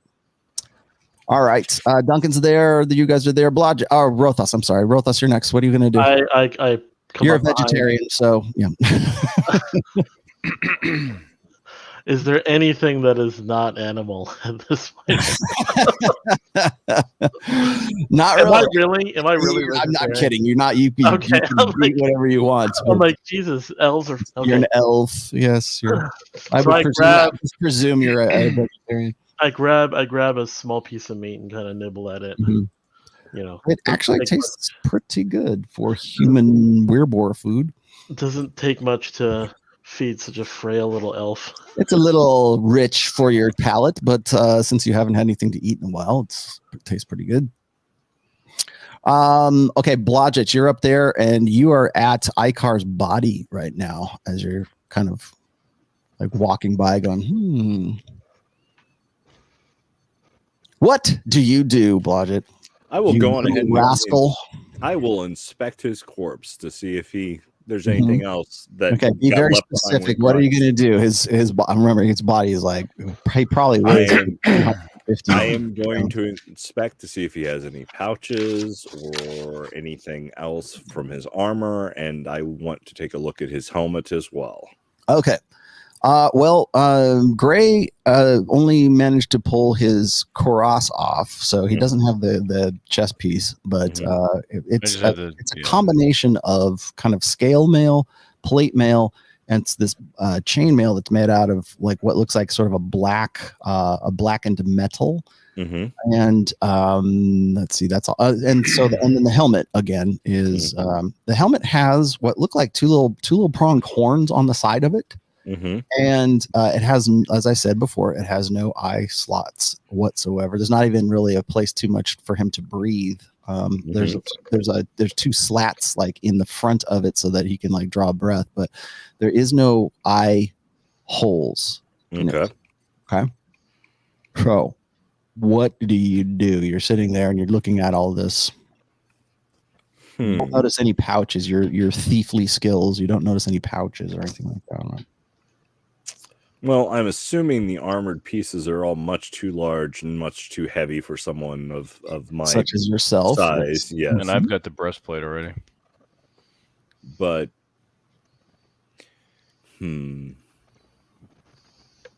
how about if I try on the helmet just to see if I can figure out how it was he was able to see things? You pull off the helmet and you notice that his eyes look as if they have been sewn over.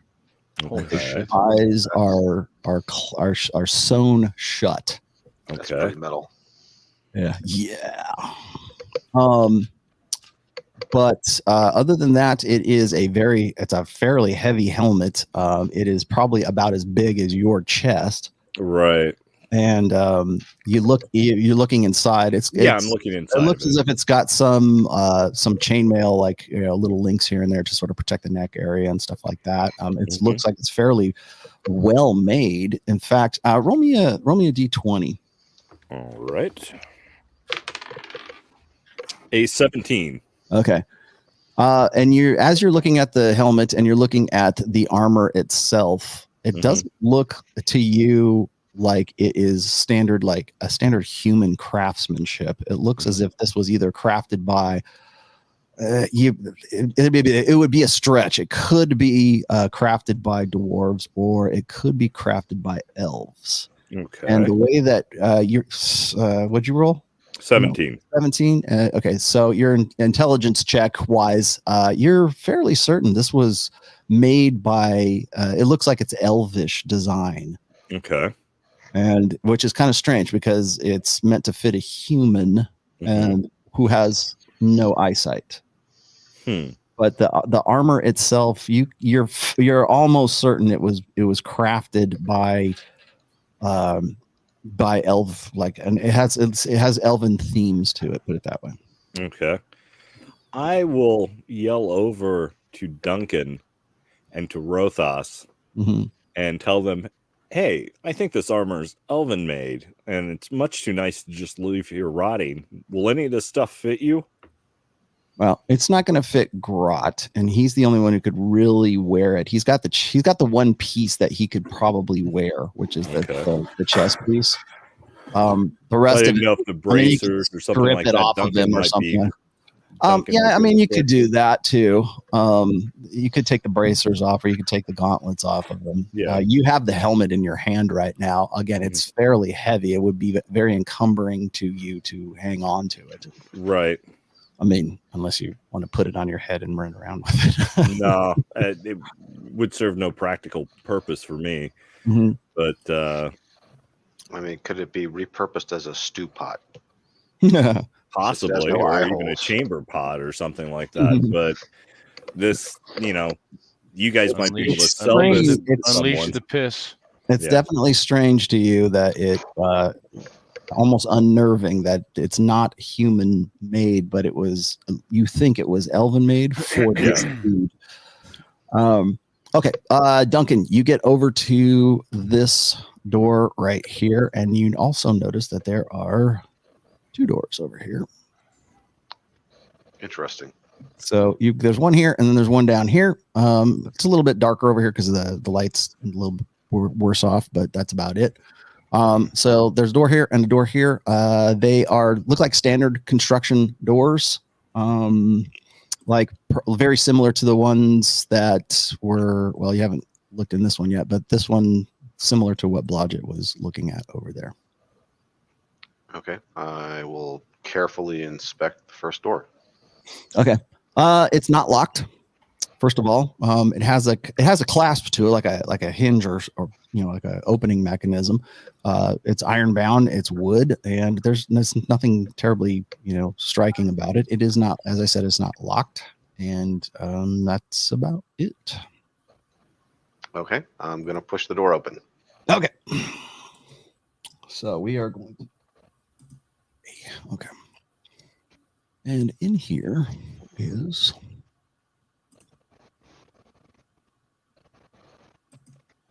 14 hobgoblins. hobgoblins, yes. Oh shit.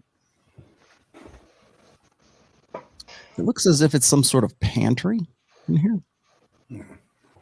So you kind of poke your head in. It's not lit, so it's kind of dark. You're only getting the light from the outside room right there.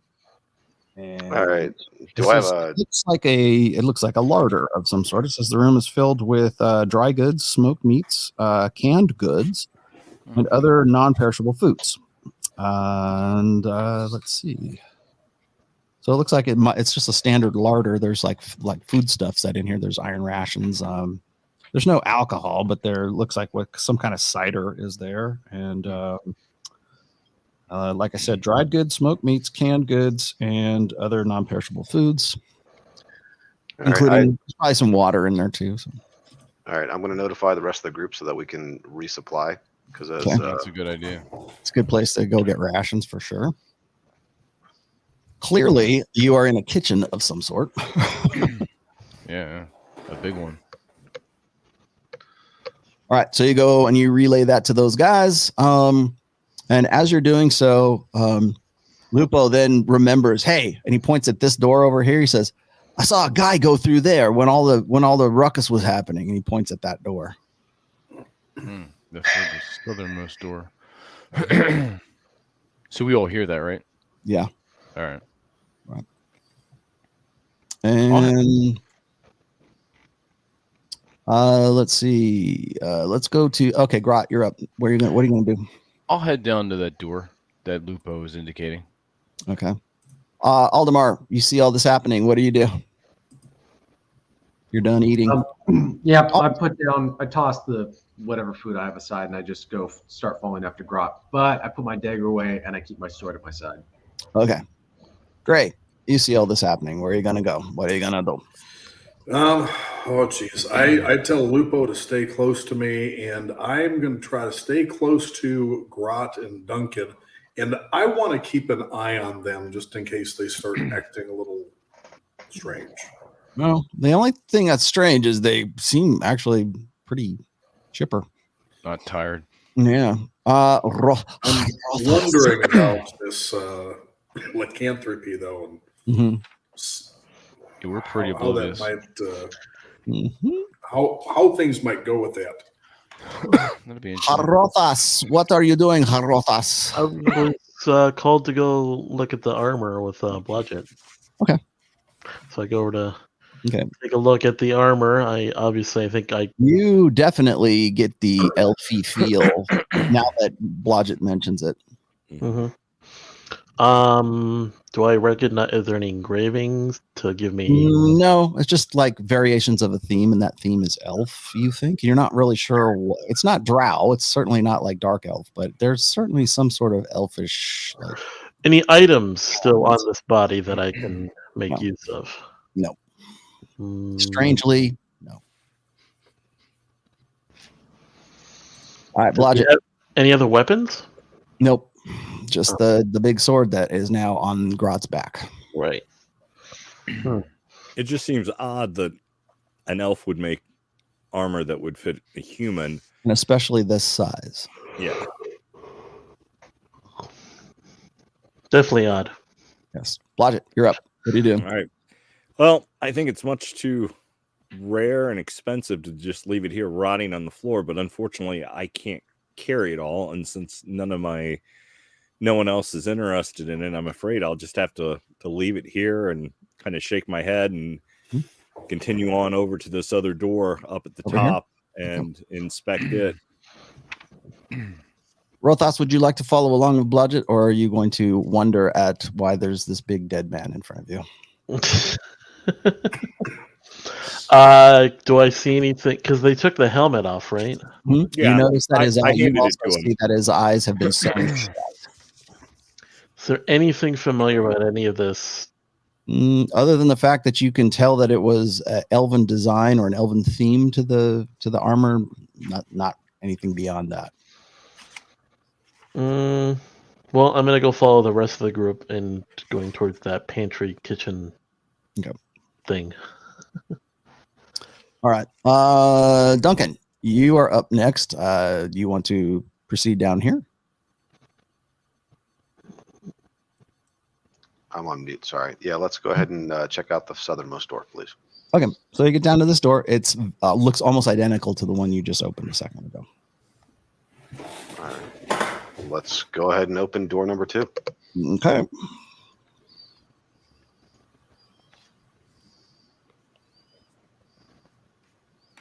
In there, you see a very frightened and wounded hobgoblin with 1 hit point left. It looks like it's bleeding out on the corner over here, and it kind of startles you for a second. You kind of lift your hammer, but you realize he's not in any way like he's not hostile. And he looks like he's bleeding out on the floor of this room, which I will read you the description of this room. Okay, so there's one hobgoblin that was part of the troop that you guys just finished off in the last adventure. This room here is filled with shelves, and they contain dirty pots, pans, and dishes. Okay, so you can tell that this is where they would throw their dirty dishes when they were done with them. And so he's kind of like crouching there amongst all these kind of dirty dishes that are sitting there. Let's see. There are shelves set in the south wall, which is over along here. Actually, I should erase a little bit more of that. So he's kind of leaned up against the shelving right here, and he's clutching at a gaping wound that he actually I think Lupo gave him in the last adventure. So there's a stacked unit of like shelves over here, and there's a table here that has lots of dirty dishes piled up on top of it, and right around this area right here there's a bunch of dishes as well. And so as you move in, he's on his back. He's kind of like crawling around and just pushing himself out on his back. And he stops right about here. the sword that he was holding, he's not holding. It's like on the floor next to him. So he's like just basically clinging to dear life. So that's what you guys see when you go into that room right there. Okay. And I should say that's what Duncan sees. So what are you going to do, Duncan? Well, I'm going to let everybody know. You, but he's not in any way threatening to hit you. He's definitely on his last. As soon as Duncan lets us know, I said, "Don't kill him. Let's find out what he knows." He hasn't said anything yet. So what are you going to do, Duncan? Well, no, that was going to be my suggestion, is that I notify the rest of the group and see if we want to interrogate him. Okay. So, all right. So, Gray, now you can do that. All right. And I asked Lupo if he still has the lamp. Oh, yeah. He lights it up for you as you're asking about it. Oh, shit. Does anybody here speak Hobgoblin? As of now, no. But remember, it's a dialect of Goblin. So if anybody knows anything, any kind of Goblinish, you might be able to. Wouldn't Rothos know that as an elf? Don't they have those languages? Well, no. What do you know? What do you know? Common, Dwarvish, Elvish, Orc, and Undercommon. Undercommon? Yeah. Probably not. Fuck. I ask. Not without burning his spell slot. I ask the Hobgoblin if he understands Common. All right, so I would presume you're going to work your way into the room here. Yes. To ask him that. All right. He's just about he's barely holding on to consciousness right now. He's looking at you and he's kind of like, he's spitting up blood right now. I ask somebody to get some water to give him. Okay. And let's carry him out and put him on the table. Let's cut him apart. Okay, so he spits out like a few words of common, like sort of like pigeon common. Like he knows a little bit of common. Yeah, what a pigeon common, however that is. And you can't say he's kind of incoherent at this point. So he's kind of laying on his back, kind of leaned up against the shelves on this side here. Do we pull him out and lay him on the table? It's up to you, man. You can suggest that. Actually, carefully. We don't want him to die until we've gotten some. You try to heal him. Grot, you're right there. What do you want to do? I don't have any. I'll help. I'll help carry him onto the table. Okay, you have no problem whatsoever. He tries to resist, but there's no way he can. Yeah, I could heal him. Actually, what kind of condition is everybody in? Because I could just. I've got 36 out of 62. All right, because I can cast Mass Healing Word and have up to six people at my choice. I would just perform basic first aid and give him like an extra hit point or two. Can we do that? Do I have some kind of like? I wouldn't waste a spell on his ass. I have a skill for medicine. I would say, if possible, just stabilize him, and we don't. Yeah, want I wouldn't waste a spell on this piece of shit. And I take my mace and I set the head on the hot coals, and I make sure that. No, here we go again. Well, we got it. We need to know. Gray. All right. I set the metal. Tell me what you're doing, Gray. What are you doing? I am right in the setting balls. The end of my mace in the hot coals so that it heats up. And while I'm doing this, I'm maintaining eye contact with the Hobgoblin. We're going to call him Guantanamo Gordon. Well, it shouldn't be too tough. He's just staring at the ceiling, kind of rambling incoherently in Hobgoblinish. Aldemar, you see all this happening. What are you going to do? I'm wondering where that music is coming from. Let's see. Bang in your head. You have a new outlook on life, Aldemar. You've been granted a second chance. That plays whenever you do something because you've got this soul thing going. So go ahead, keep going. So, Duncan, you've dragged him out there. Grot, you've dragged him up there. Duncan, you're going to try to do some sort of like basic first aid on him to just sort of like at least staunch his wounds. He's bleeding out pretty good. Okay. You're actually kind of surprised he's still alive. I ask him again if he speaks any common. Well, you're over there heating your mace up right now. So, Rothos, what are you doing? I'm seeing what they've done across the room, and I see You're Gray. wondering what all these humans, what their fascination with torture and pain infliction is all about. Just Is the information. is the hobgoblin still talking? Or Barely. It's you can't tell what he's saying. It's just rambling well, I incoherent. know I can't tell now. Mhm. Yeah, yeah. So I We're walk up. here, by the way. So Yeah, so I walk up, I guess, and I try to make eye contact with the hobgoblin to see if he sees me. Mhm. I walk right up to him. His eyes kind of lull back in his head as you're trying to, because you have to like actually grab his head to look at him. Rothas, do you know any spells that would allow you to communicate with this monster? I could cast a spell to understand what he's saying. So I use my last spell slot right now because I haven't had any time to prepare them more. I cast comprehend languages. Okay, so that you go into doing that. Blodgett, you're up here. What are you gonna do, Blodgett? I am going to inspect the door. Okay, this door, it looks a little bit different than the other doors. It looks like it is a little bit better bound. There is no lock on it, but there's a latch mechanism that looks pretty burly. Okay. Is the latch mechanism within reach or no? Oh yeah, you can open it if you'd like. Yes. If I'm confident enough there's no traps or anything to it, I will go on ahead and... Yeah, there's no traps. It is not locked. There's a latch, as I said. Let me see. Roll me a D20 real quick. A 16. Okay. You don't hear any noises or anything behind the door. All right. What do you do? I will go on ahead and pop the latch. And does the door open in or out? Be specific. What do you try to do? In? Does the door... It looks like it opens in. Okay. I will open it inward just a little bit to check out the room. I'm not going to just throw the door open and go in. I'm just going to crack it and see what I can see. What looks like a mat of some sort here. There's a barrel, and that's about all you can see from just peeking in. Okay. It is lit. It is lit. There's a light source in here somewhere.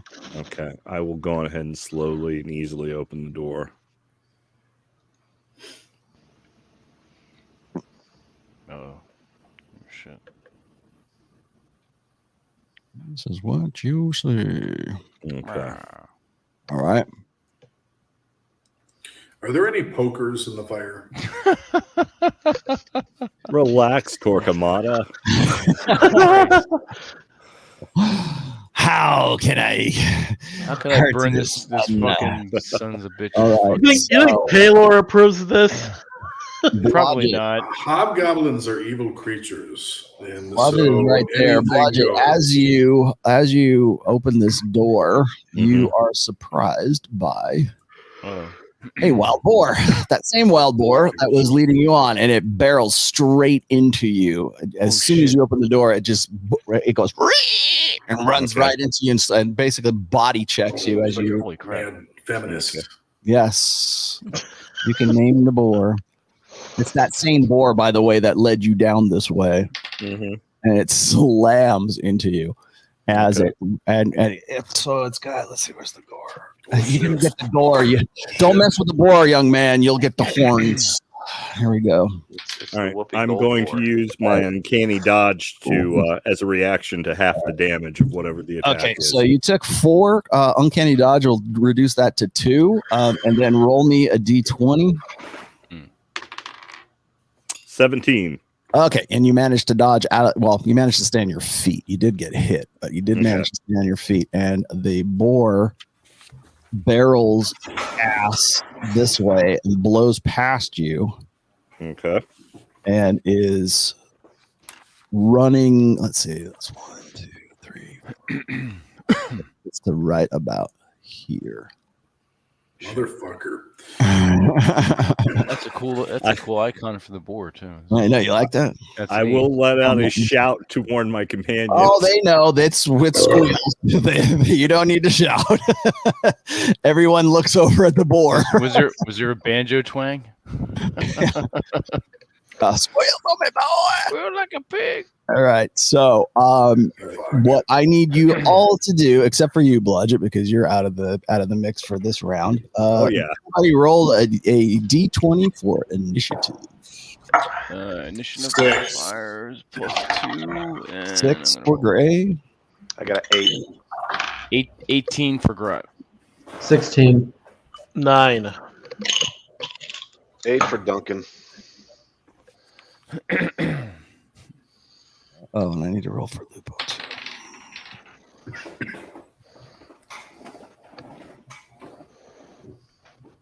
And Rothos, what'd you roll? 9. And Duncan, what'd you get? Oh wait, 8. I got you. You're 8. And then let's see. The only one I don't have is Grot. Grot, what's yours? 18. 18. All right, Grot. Grot, you see this wild boar like barreling at Gray right now. It's weird. Grat is feeling pretty good, and he has a strange affinity for boars for some reason. Yeah. He's like, I don't know if I should. Grat, not sure he should kill. Grat, Throw the goblin at it. It's a fairly big boar too, by the way. is it? Grat torn. Grat move toward boar. I'm gonna, if I can I double move? You could leap over. You're on that side of the table, so you could leap over if you really wanted to. You could leap over right to about there. All right, I'll leap over, and I have my sword in my hand, and the badger is still in my pack. All right, so you're gonna unsheath your sword and then leap over the thing. Well, I already had my. Well, yeah, I guess I had to sheath it when I picked up the hobgoblin. So yeah, I grabbed my sword again. And then I'll leap over the table, and then I guess that'll be it for me. All right, in that case, I need you to give me a d20 for the leap over the table. All right, fuck. God damn it, a 2. You stumble over the table as you over try shit.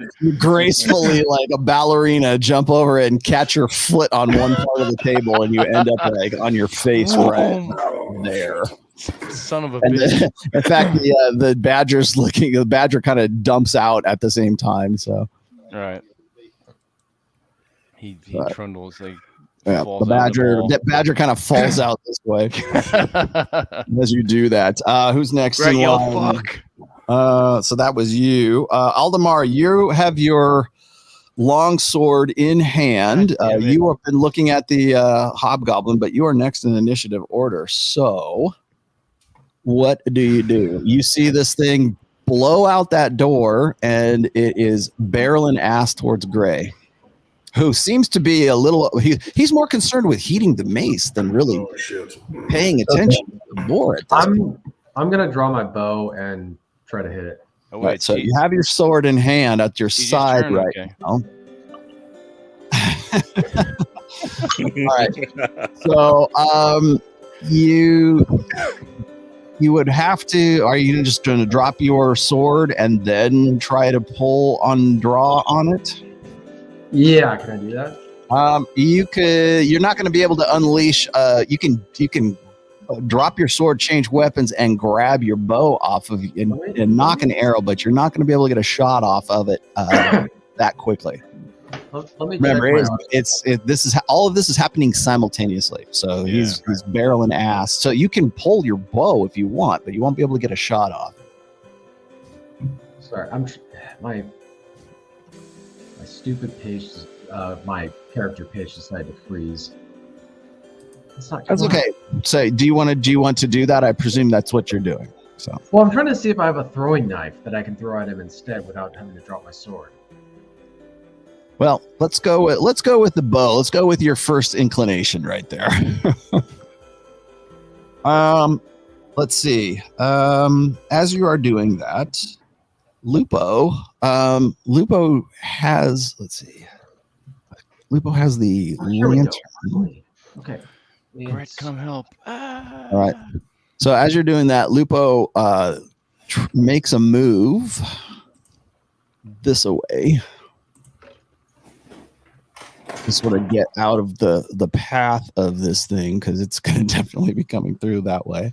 Mm-hmm. And Lupo draws his footman's hammer, and looks like he's going to prepare himself right like that. So, like I said, all this is happening simultaneously. Now, in initiative order, Wild Boar barrels into Gray. Now comes the real fun part, Gray. Shit.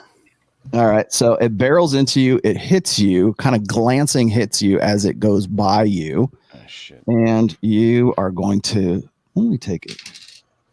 You're going to take 2 points of damage from the tusks as it kind of rips to it kind of gets to your calf as it's going by. Oh, that motherfucker. So it rips into your calf with its boar like tusks. Now I need you to roll me a d20 and add your dexterity bonus to it. Oh, fuck. I got 8 and I have no dexterity bonus. All right. 0. Now pray to Paylor. Oh, Say, Lord in heaven, please don't let me fall into this fire pit. Oh, fuck.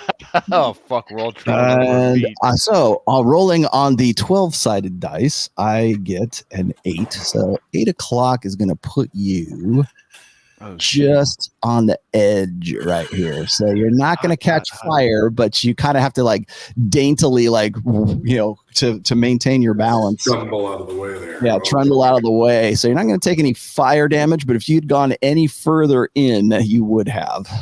If I'd have got a 9 on that dice, you would have been in the fire. That would have sucked. Pretty much anything from 9 to 12 would have been. Yep. And as it keeps barreling past, it's going to push past Rothos. Oh, fuck. And blast into Rothos. Oh, shit. Dainty little Rothos. Hits Rothos. Dainty little Rothos. Right in the fucking eye. I just Rothos takes 3 points of damage from the hit. And it collides with Rothos and this bench and barrels right into this knocks a goblin off. bench right there. Oh, shit. So much for him. Blasts over the table. Hobgoblin goes flying. Oh shit. Duncan, I need you to roll me a d20 and add your dexterity bonus. Well, what are you at? 14? 14. Yeah. Add your dexterity bonus. I got an 18. Okay. You don't take any damage. You get out of the way. Okay. So you end up this way. Aldemar, you weren't close enough to really worry about that because you're still trying to knock a sword or knock an arrow. And Grot, you're right there, and you watch all this happen because you're trying to get yourself up at the same time this thing. Grab play dead. Yeah. So the wild boar is kind of tangled up in this where it was. the table right there, and it's getting back up to its feet right about this side. It stops at the wall here, and it looks like it's shaking, like Pumbaa here is shaking his head off and going. Oh shit! Yeah. Hakuna Matata. Yeah, you know who Katuna Matata. All right, here we go. Shit. All right, that's good eating. It swings back this way. That's it. Okay. And then who's next in line? No, Rothos, you're out of the way here. So Rothos, you still got initiative. So what are you going to do? It just pushes you off to the side and it gored you as it blasted into the table. Well, all I have is cantrips left, and I'm definitely not casting any fire cantrips. So I am going to cast Toll the Dead. Go quick. Toll the Dead. There you go. Everything happens simultaneously. Yeah, and he needs to make a wisdom saving throw. The stupid boar. Wild boar has to make a wisdom saving. Yeah. By the way, does the wild boar have any hit points missing? No. Okay. It just blew in and did a full charge down the length of this kitchen here. Let's see. You point at one creature you can see within range, and the sound of a dolorous bell fills the air. Everybody hears that. And he has to beat 14 for his roll. The target must succeed a wisdom saving throw or take 1d8 points of necrotic. Yeah, 1d12 if he had any missing hit points. He didn't have any missing. Well, You can't really tell. He might. Oh, okay. And then, okay. So you hear this bong, bing bong, and of course he's fails it miserably because he's just a wild boar and has no real wisdom. So let's see. What'd you say? 1d8. Yep. All right. Okay. It did some Hold on. did some necrotic damage to him. 2d8 because I am a 6th level wizard. Oh, okay. Well, wait. Nice. All right. You did even more necrotic damage to him, and he kind of like you strip away like some flesh from him as the bell holds, and he's now looks like he's like a halfway undead pig, and he's really mad. You really pissed him off now. Uh-oh. Yeah, and How you do- thought How do we Gray not was have capable Metallica of playing real in the background cruelty. right now? Yes. So he looks at you, and he's kind of like now it's foaming at the mouth, like you have a rabid, necrotic wild boar coming at you. Next in order is Duncan. What are you going to do, Duncan? You're here. The hobgoblin is just like lolled over beneath the pile of whatever this bench was. I'm going to throw the hobgoblin at the boar. Okay. I'm So gonna you pick up the hobgoblin up and beat it with. Okay, I'm gonna let you do that because the boar is actually recovering from like blasting through all of this. So, roll me a d20 and add your strength bonus. All right, I've got +3. Okay. No, is it? That's a saving throw. It's just +3, right? Yeah. All right. A 4. +3. Okay, you kind of like throw him, but he's dead weight. He kind of just flops over. It doesn't have the desired effect that you thought it was going to. That was much cooler in my head. Yes, it was. And last but not least, Gray, you rolled the 6 of all the party. So you are just trying to avoid the damage. You get out of the fire over here, and you're right there. Let's see, I'm going to give you one action because you had to get out of the fire with one. So you got one action. Is that how is the head of the mace red hot yet? The head of the mace is still over here where you left it when it blasted into you. So it's still hanging in the fire at this point, and it looks like it's you're heating it up pretty good. I would like to pick it up and throw it at the boar. Okay. So when one action, you can move over, grab it. Do you still want to try to throw it? You know what? I'll let you do it, but you're going to be at a disadvantage to do it. I'm just going to grab it so that I have it ready. Okay. So now you got. I'm not going to take it out of the fire, but I'm going to make sure that I've got it because I can always swing up and also toss some hot coals as I do. Shoot back at you. Yeah. All right. Blodgett, roll me a d20. Let's get you in initiative now. 12. Yeah, good enough. All right. Well, we're coming back to you anyways. So here's your chance. What are you going to do? I'm thinking real seriously about going into the room. Yeah, you can. Yeah, There's a big commotion. All you did was see a pig like blow past you through the door. Remember, you're like probably 100 feet away from these guys, aren't you? Let's see, 10, 20, 30, 40, 50, 60, 70, 80. 80. You're about 80 feet from Rothos, and you can't even tell where the pig is because it's under a pile of like broken timber from the lunch table right there. Yeah, I think I'm going to head into the room and see what's up. Poke your head in there. Okay.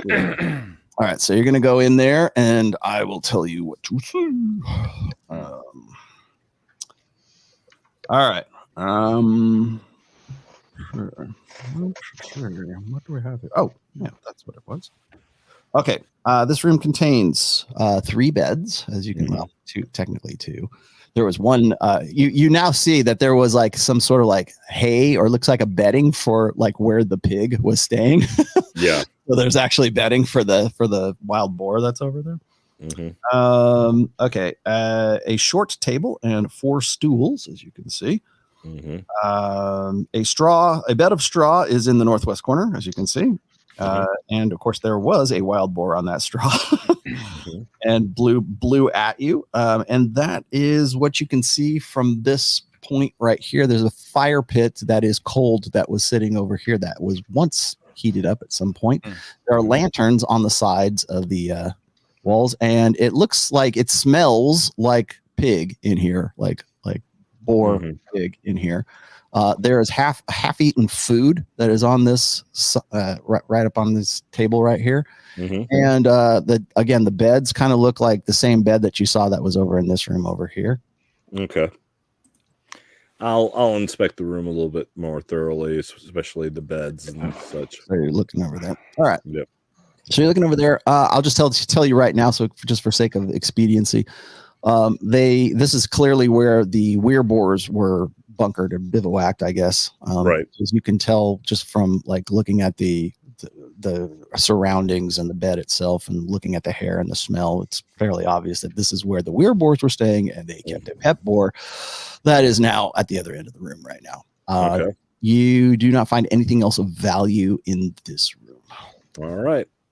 Well, I will head out and stay back by the door. And well, you're doing all of that at the same time that these fine gentlemen down here are going to go back into combat mode, and Grot is actually first in initiative order. So what are you going to do, Grot? All right, I've got to my feet. You're back to your feet right now. You managed to pick up your sword, and the boar has circled around. And it looks like it's trying to disentangle itself from the pile of now timber that it crashed into over here. And it's looking at you. It's turning the corner here, and it's looking at you. And it looks like it's pissed off, and it's coming at you next. So all right, I'm gonna quickly pick up the badger, stuff it in my pack. Okay, that's one action. Scoop him up. And then I guess he actually crawls into the back before he figures what you want him to do. So all right, cool. I'm gonna I guess I have usually I do 2 attacks, but I guess I made 2 actions there. So I'll take one two-handed sword attack overhand and come down on that fucking thing.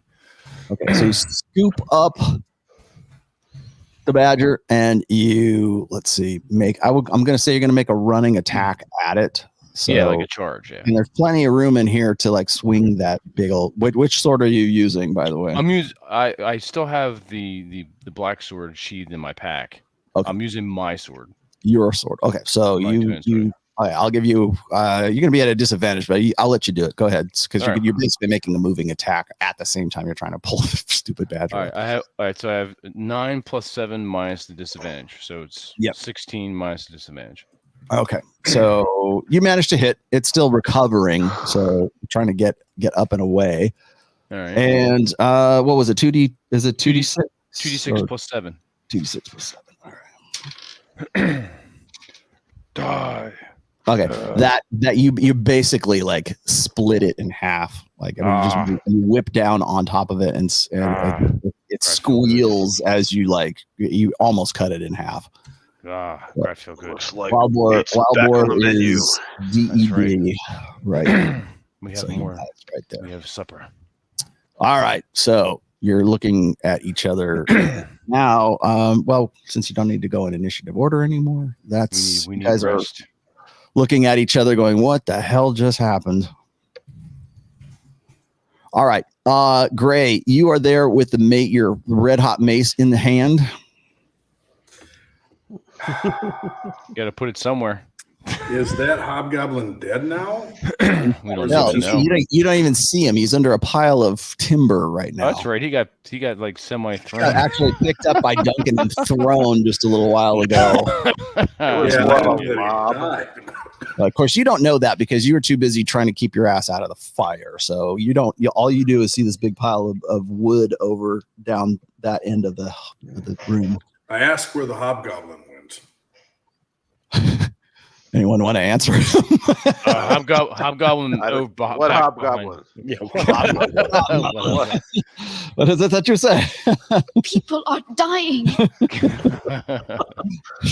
How dare you? I move over if I can and take a look at him and see if he still seems conscious. Okay. You move down here and you're looking at a big pile of wood. And you don't really see the hobgoblin. You see like maybe his foot. I put hanging the out from the wood and the timber right now. I just touched And you the see hot Duncan end. looking at you with a real sheepish look on his face right He now. just kind of shrugs.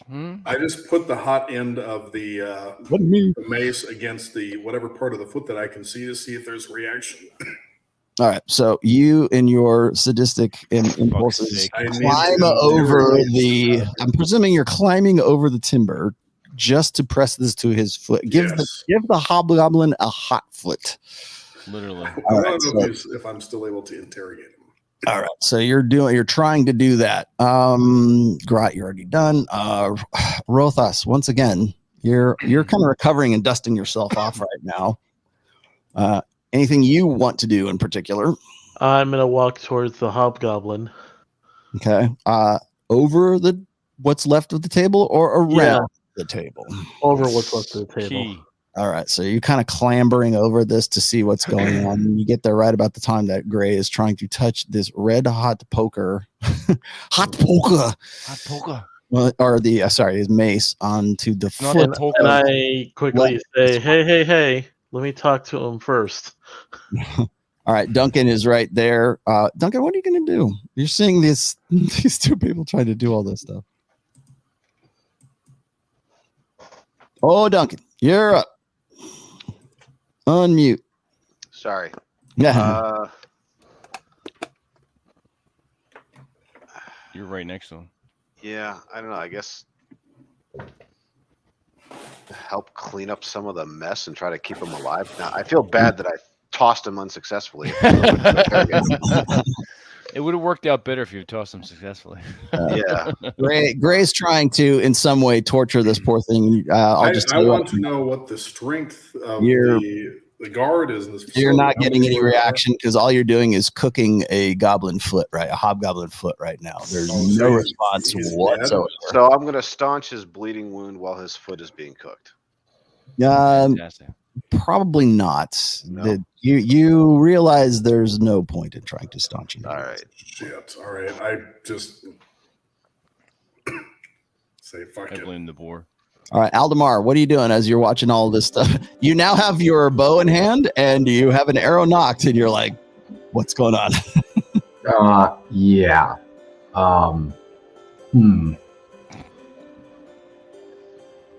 So, are those guys up above on the upper left-hand side? Where? Up there? They're gone. They're dead. I just left them on there just in case you wanted to like filch the bodies, which so you don't need to now. So Well, I got a little. no worries, they're gone.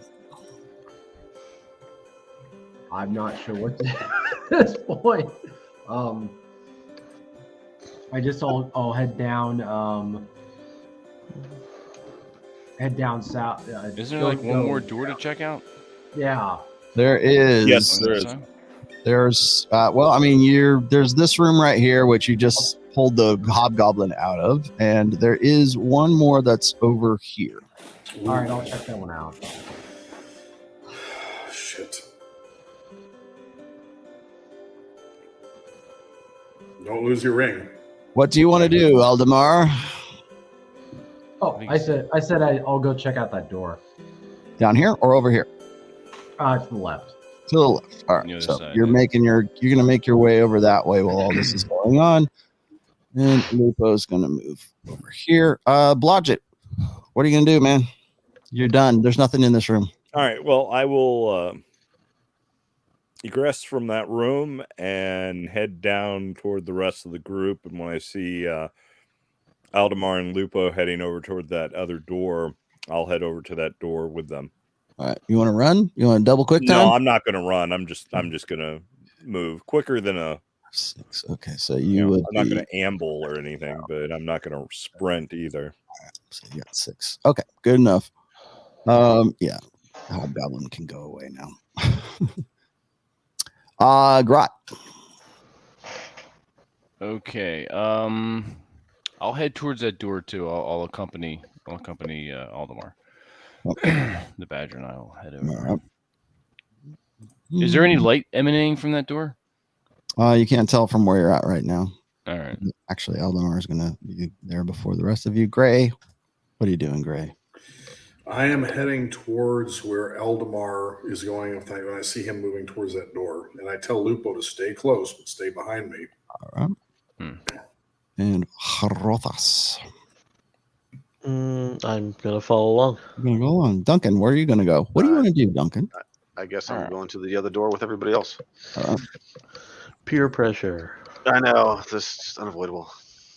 Well, I mean, you are a party, right?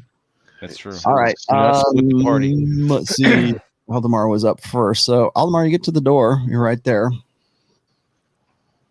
Aldemar, roll me a d20.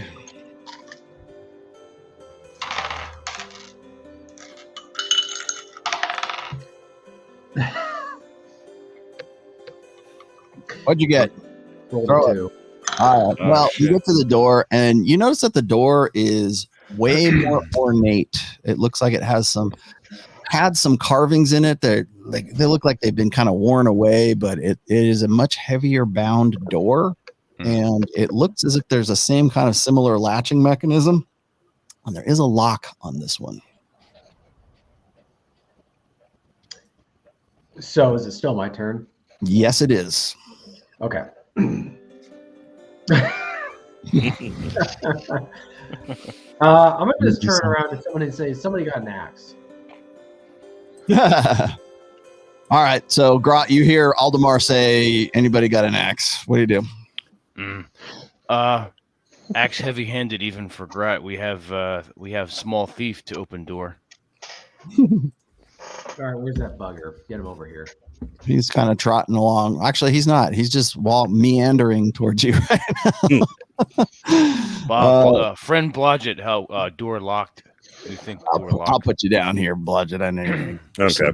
later. All right. So, I will inspect the door first to see if it's trapped. okay. So you go to work on the door. Now, you also notice that this is much different than any of the other doors in this room right now. Again, there is a lock on it. And let's see. You're going to try to find and detect traps, and you do not detect any traps on here. You're fairly confident of it. Okay. But it is locked, so I will attempt to pick the lock. okay. Roll me a d20. 18. Very good. You got an 85% on that too. You unlatch the clasping mechanism, and you hear a heavy kind of thud, and the metal clasp in the door kind of clacks back, and then it can be opened now, but it's a pretty heavy door. All right. I after unlocking it, I step back and kind of give it one of these to Aldemar and say, "It's all yours." All right. So doors open. He says, "After you, Aldemar." Okay, so I, with an arrow knock, I kick the door open. Okay, so you kick the door open. All right. Breaching! Well done. Attaboy. Okay. All right. Inside here, when you kick the door open, you can see, because it is also lit fairly well shit. in here. The fuck is Right? that? Checkers. They play chess? Oh, Oh yeah, look, it's some kind of yes. gaming table. Would you like to play a game? Rawr. So the whole party's gonna sit down and play D&D in D&D. Yes. That's very meta. Very. Yeah. Fog of 3D war chess. for you right here. Okay, so Aldemar, you kick in the door, and this is what you see as you open the door. Blodgett can see this. Grot can see this. Actually, Duncan can see all this too. As you are behind these guys, Gray and let's see, where's Gray? Gray is. Oops, that's you. Gray is right here. Okay, and Rothas is there. Lupo is behind. Okay. So that's what you see beyond the door. Anybody want to go in? The door has been kicked open, courtesy of Aldemar. Grat suggests Aldemar going. There's nobody in there though. Oh, you don't see anyone in this room. No. Well, That seems suspicious. all right. So Blodgett, are you guys going to go in? Yeah, I'll head in Duncan's- and head over toward the chest. Okay. Duncan's going to go in and look at the door to the south. All right. Inspect- Listen up. Here's your description for this part. This room appears to be someone's quarters. This is a simple, there's a simple bed in the northwest corner, a small circular table with 2 chairs in the center. On the table is a bottle of wine and a chessboard. At the foot of the bed is a carved wooden chest. Anybody want to go inspect the chest? I do. Okay. Put you over here. Oops, wait a It's a minute. bomb. Okay. So you go check that out. Now, as you're looking at that chest, let's see. Carved wooden chest. The chest has been carved to depict a battle scene in high relief. Hanging on the wall is a shield, a leather cloak, a shirt, a mandolin, and a Skald's field harp. On the bed is a fur covering. There is a door in the south end of the room with a huge, absolutely gigantic, heavy iron lock on that door, right where Aldemar is, right there. Okay. Okay. So that's what you see. There's a chessboard here. There's the chairs that are there.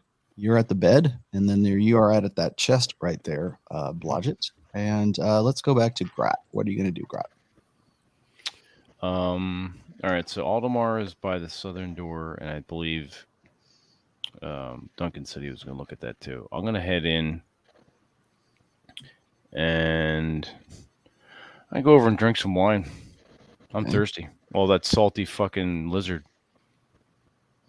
Okay, so you make it to right about there, and there's some wine on the table. right. Duncan, what are you going to do? Well, I wanted to inspect the door on the south as well, but I feel like that's already been done. But I'm still Which one? curious about Here? it. Here? Yeah. Well, Yeah, the okay. southern door. No one's done it yet. No one's I done thought- it. Aldemar's I just thought standing. Aldemar, just waltzed in. That's all. yeah, he's just standing there. I know. So you I can want to. look- I want to more closely inspect that door. Okay, that door has very heavy iron bindings to it, and as I said before, there is a very heavy iron lock on that door. That's what you can see visually from your side, from where you're at right now. Okay. Okay, Rothas. Well, I'm following behind, and since everyone's kind of already doing a lot of their searching, I will look at the table in the middle. Okay. Be specific. What are you looking at in particular?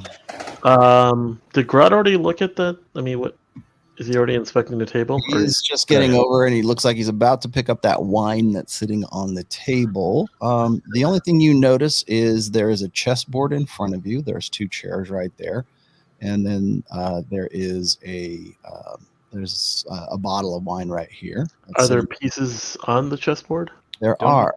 Don't harsh my mellow, man. There are, and roll me a d20. 12. 12. You notice that the pieces are not. It looks like it is a game in progress, not set up like you're just getting ready to play. Like, you know how chess is when you have to set up. Yeah. It looks like it was abandoned in the middle of the game. Does it look like, how far into the game does it look? Halfway, from what you can tell. So there's no clear winner Hard or to loser say. yet. Yeah, I mean, a few pieces have been removed, but not very, maybe 4 or 5. So no clear advantage or disadvantage on either side. Not in particular.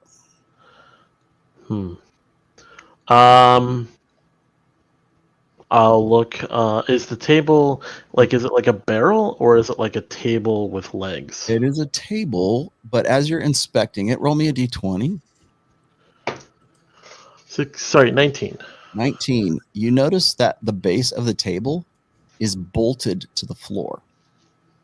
That's weird. And it is bolted to like a four-leg stand. It's bolted to the floor.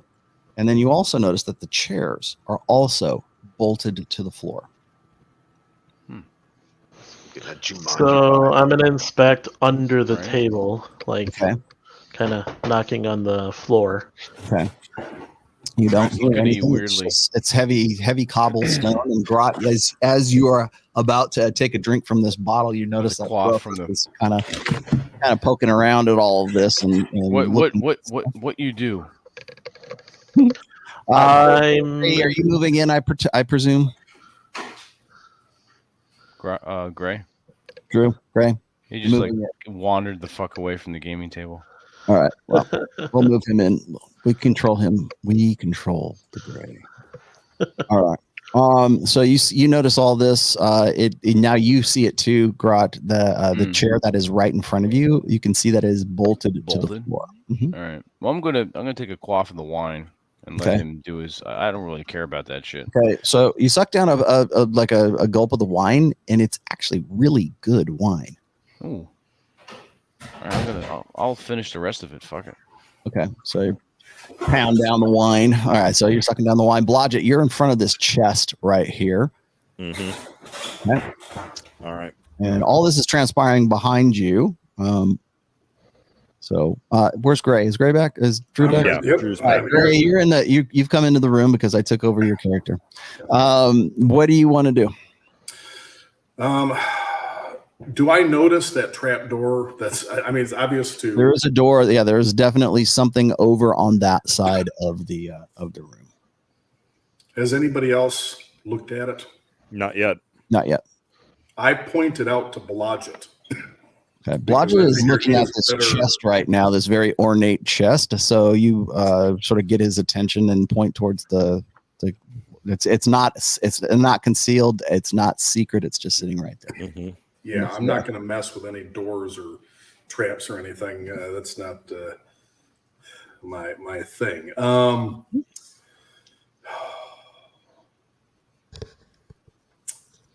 than that, I'm just watching everybody again, keeping an eye on Grot and Duncan. I will be drunk soon. Drunken Duncan. Dunkin' Donuts, man. Here we go.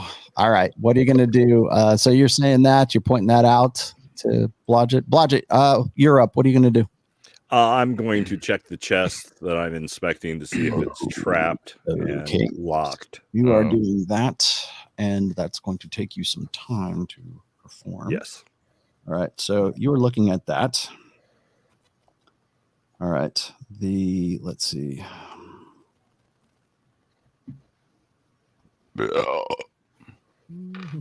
Wine good. All right. Cheers.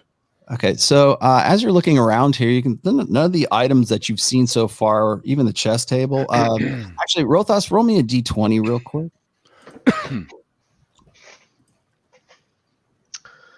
Natural one. Natural one. All right, so you're kind of like you knock your head on the bottom of the table trying to get back up. Grot, roll me a d20. Oh shit. Oh shit. What? All right.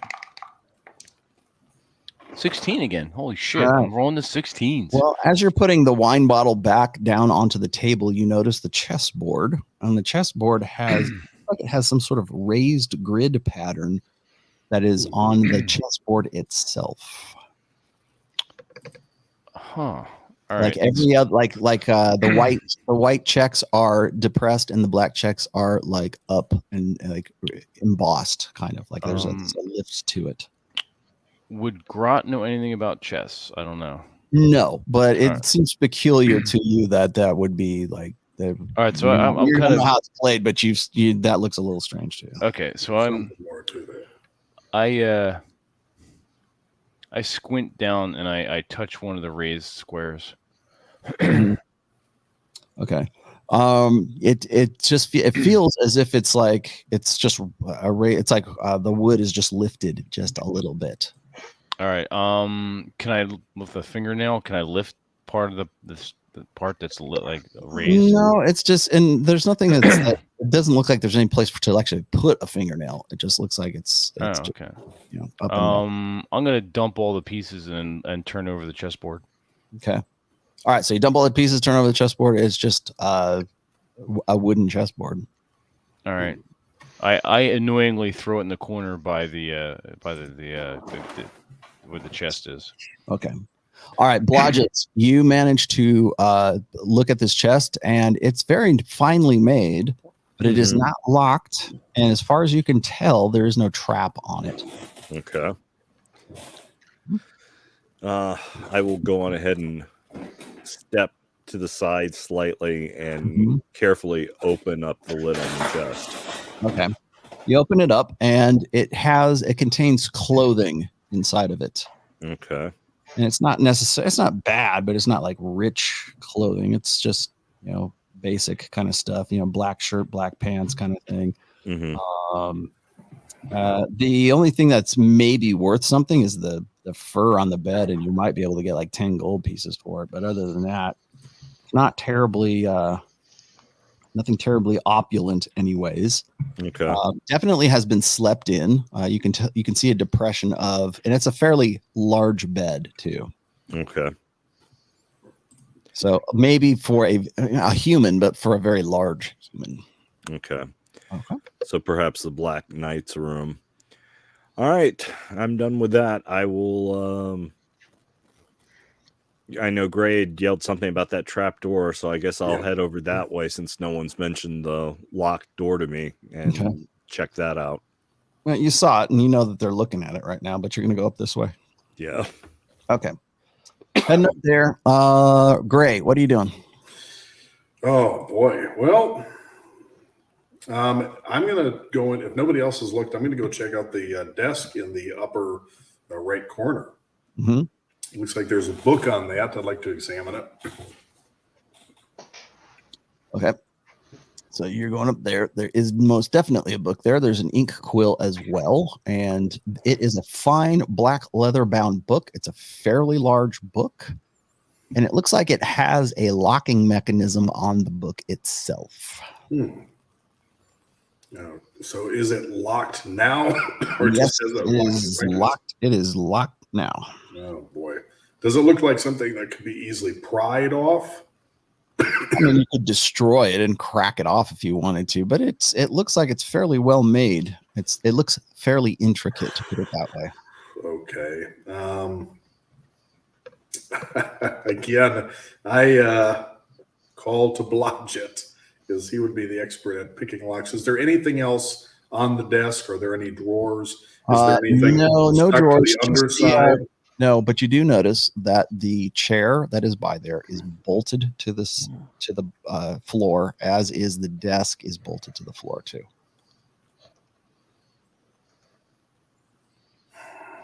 I point this out to everybody else. I ask if they have any thoughts on why everything might be bolted to the floor.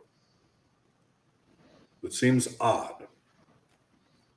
Why is everything bolted to the floor? Not if anybody have any answers? Can anybody figure it out? Not if the room flips over. That's kind of where I was going with this. I mean, we've been to part of the room, another part of when we first got here, that the floor flipped over. So, all right, Duncan and Aldemar, you're down here at this door. It is a very heavily bound door with a huge iron lock on it. I'm actually going to walk back out and see if the dead knight has any keys on him. I don't feel like we frisked him closely enough. Okay. Because we have keys on the book. We need a key idea. for the book and a key for the door there. Okay, so you're going to go out and look on and look at the body. Yes. Okay, so you're on your way out that way. Aldemar, what are you going to do? What are we going to do? Krishna says. I'm going to roll perception. Okay. Before combat? 8. What'd you get? 8. Yeah. All right. Well, the only thing that stands out about this door, besides the big giant lock, is there's no wood on the door. It's all looks like it's a heavy iron door, or it's steel made. If there's wood, it's covered by steel. And does it have a handle? Only on the lock, which is it's like got a big giant, like almost like a padlock, but it's a big heavy iron lock. Huh. I'm gonna just head over and drink. Tell me what you're doing. Be specific. What are you doing? I'm gonna go over and drink some of that wine because I have no idea what's going on. Sorry, I drank all that shit. Yeah, you go over there. and there's Yeah, nice crack, nothing Rod. left. I know. I'm sorry. I didn't know you wanted any. Grot, what's your constitution? What's your constitution, Grot? Oh, let's My see. constitution is a 16. Wow. Let's see if you can hold your liquor. Drunken Grot's gonna go nuts. You're a little buzzed, let's just With a put it that way. But it makes you feel even better. You're like, damn, man, this is great stuff. I love this shit. Make you feel like Dirty Harry. Yes. Okay, so Aldemar goes over there to discover an empty bottle of wine. Rothas, you're right here. What are you going to do? Well, since I'm not seeing anything apparent from what Grot's done and Aldemar's done, I'm going to go over to Gray. And I see him, trying to mess with this book? Yeah. Did he already call for Blodgett to come help him with that?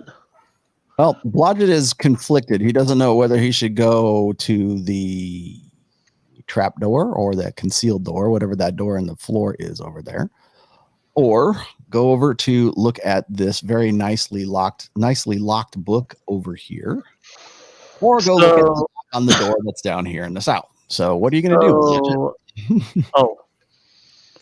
Okay, yeah. Go ahead, Rothas. What are you going to do? No, I was going over to Gray to help him with that. Oh, okay. So you're going to go have a look at that. Roll me a d20. Oh, okay. 4. Okay. It looks like the book is wrapped in a similar like binding that has sort of like the same theme as the armor you saw on the black non Icar back there. You can tell that if the book isn't Elvish design, the clasping mechanisms and the lock on the book is. Is it like a key lock?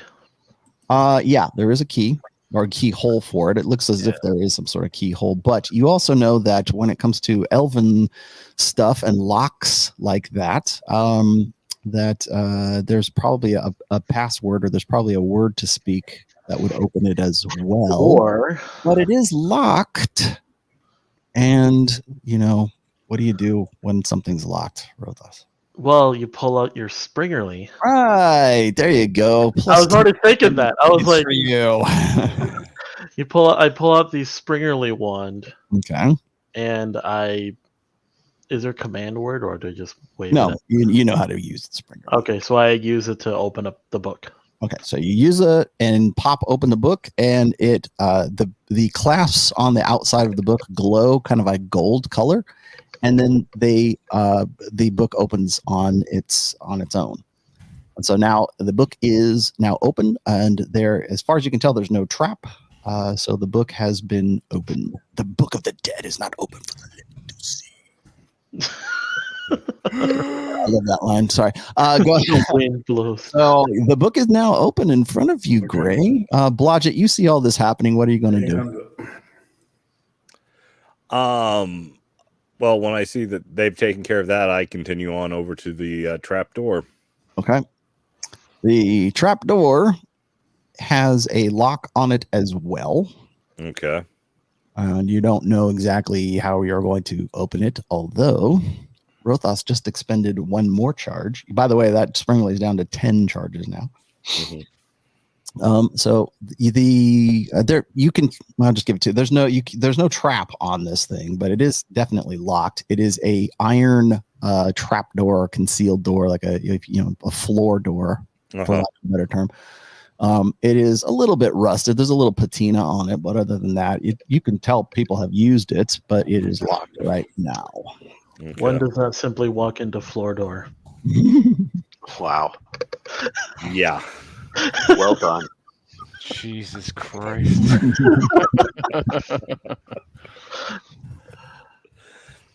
So you could open it. You could certainly pop it with the Springerly. If you can open an elven book, you can certainly open the door.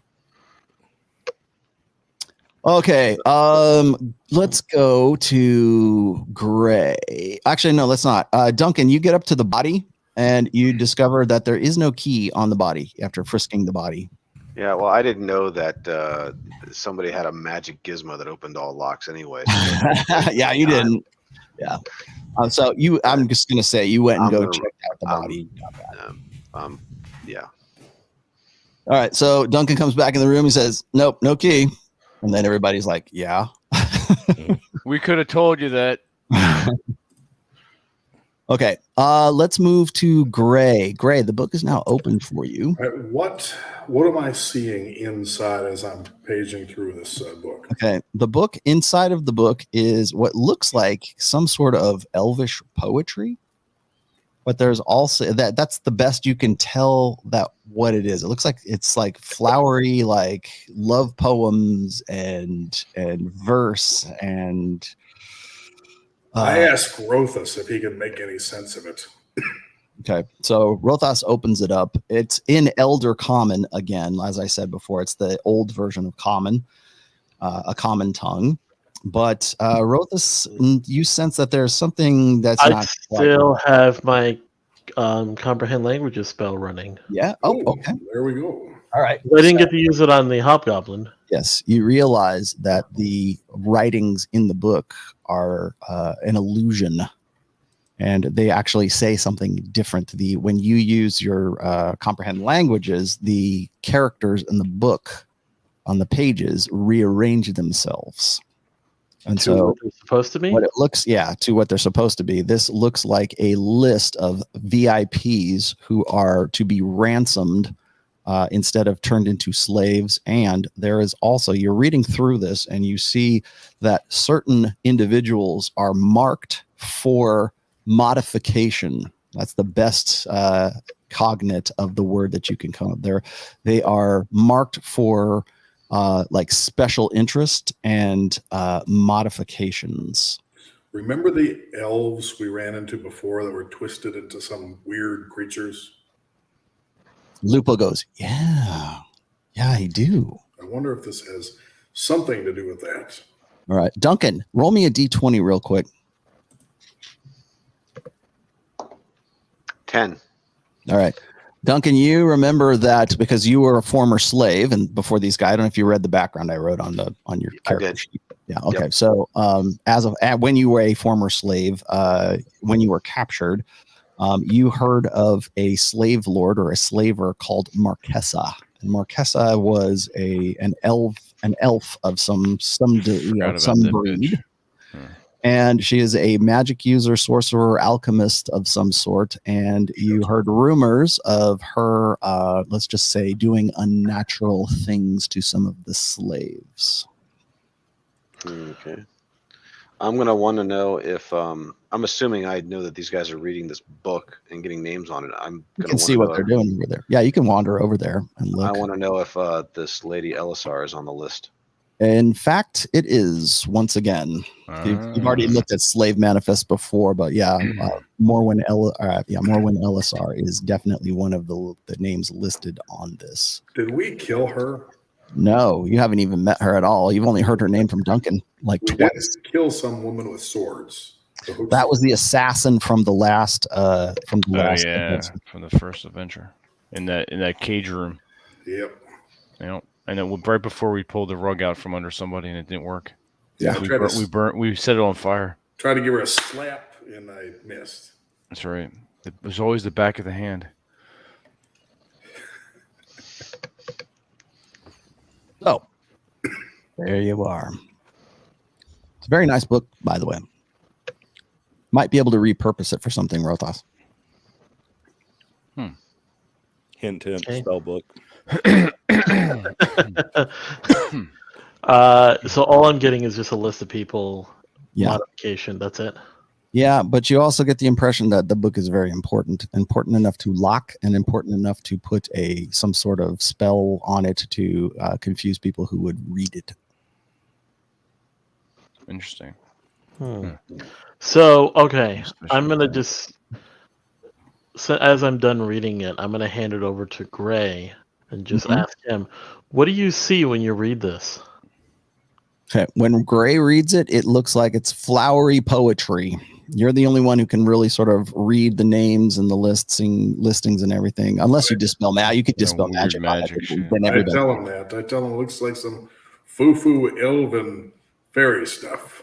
Yes, you fairies are always writing poetry about each other. Huh. So I basically quickly read Somebody it out conjuring up loud sled. to everyone else. There's Right. Yeah. So names. they basically get the gist of what's going on. You guys Right. need that information. So yeah. Okay. Well, I close the book and put it in my pack. There you go. Mark that down. Keep that book. What do you want to? What are you calling it? Magic book? Just say Elven book. Manifest. Elven modification magic book. Yes. Yes. The list is life. Okay. What are you doing, Blodgett? I'm going to try and pick the lock on the floor door. Okay.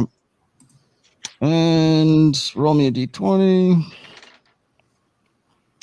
I rolled a 16 again. Okay. You jimmy the lock. It was actually pretty easy to do. It's not anything super special. Okay. I didn't have to open it. Nope. You didn't have to burn a charge on that one. Aldemar, you're down here as he's jimmying the lock up there. What are you going to do?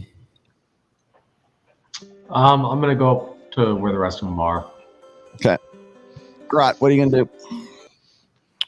All right, I'm slightly buzzed, but I'm still have my You're in control. faculties. You feel I'm pretty still in good. control. You feel pretty strong. All right. So have I really paid attention to what's going on around me? I assume I did a little bit. Yeah, I mean, you're eavesdropping. You can overhear what's going on. You get the gist of it. Okay, and this room how is this room lit? There are lanterns in the. Oh, okay, gotcha. Like Okay. oil lanterns, actually okay. braziers.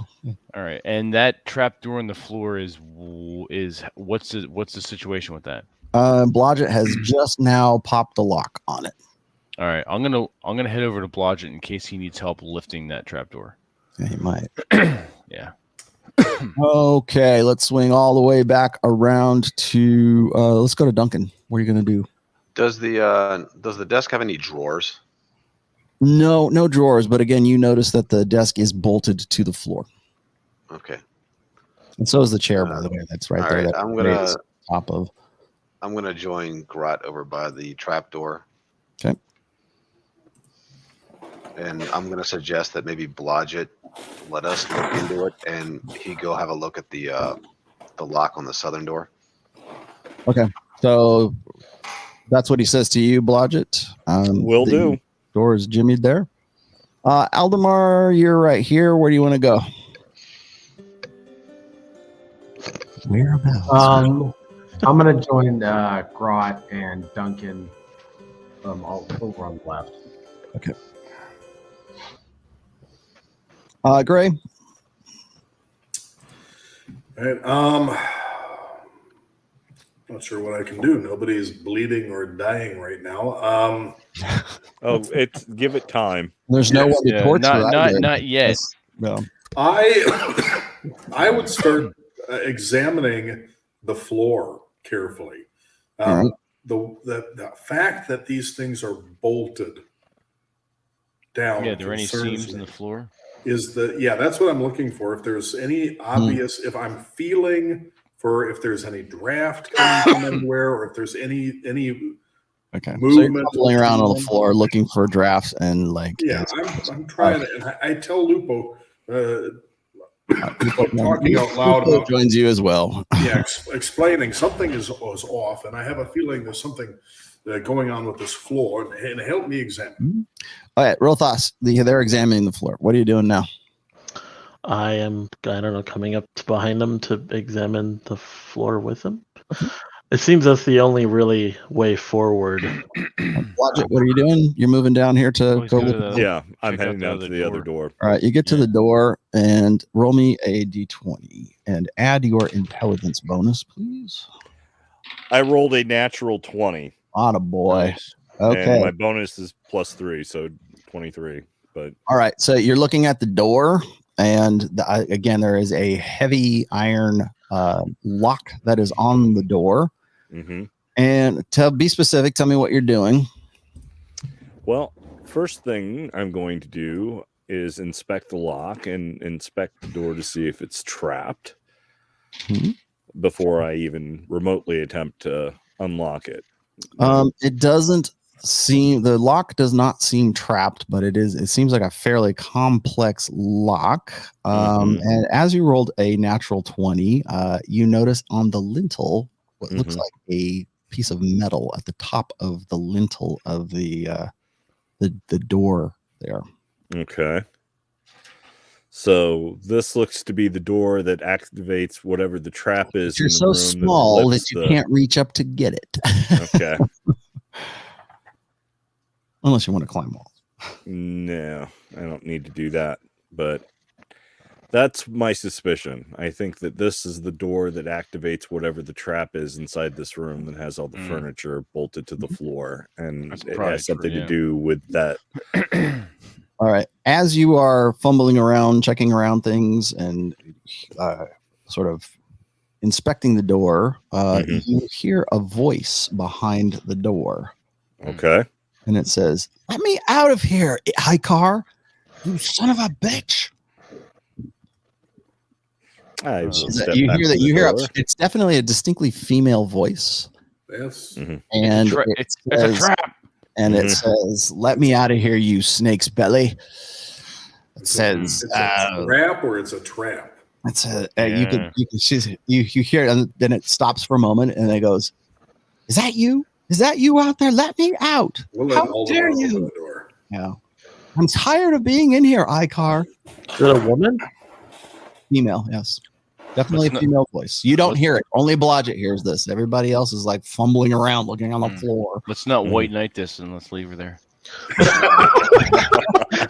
He had her in there for a reason. She Let's might not- have information. Exactly. Well, all right. Well, you're going to go ahead and go. Well, Blodgett's there. He hasn't told you anything yet. He's the only one that hears this, and it's very only he can hear it because he's got super halfling You hearing. you gotta heat up a heavy iron door. Is she gonna me too Ikar? Is this what's going on? Are you gonna go ahead and heat up that mace and burn her cooch? What are you gonna do?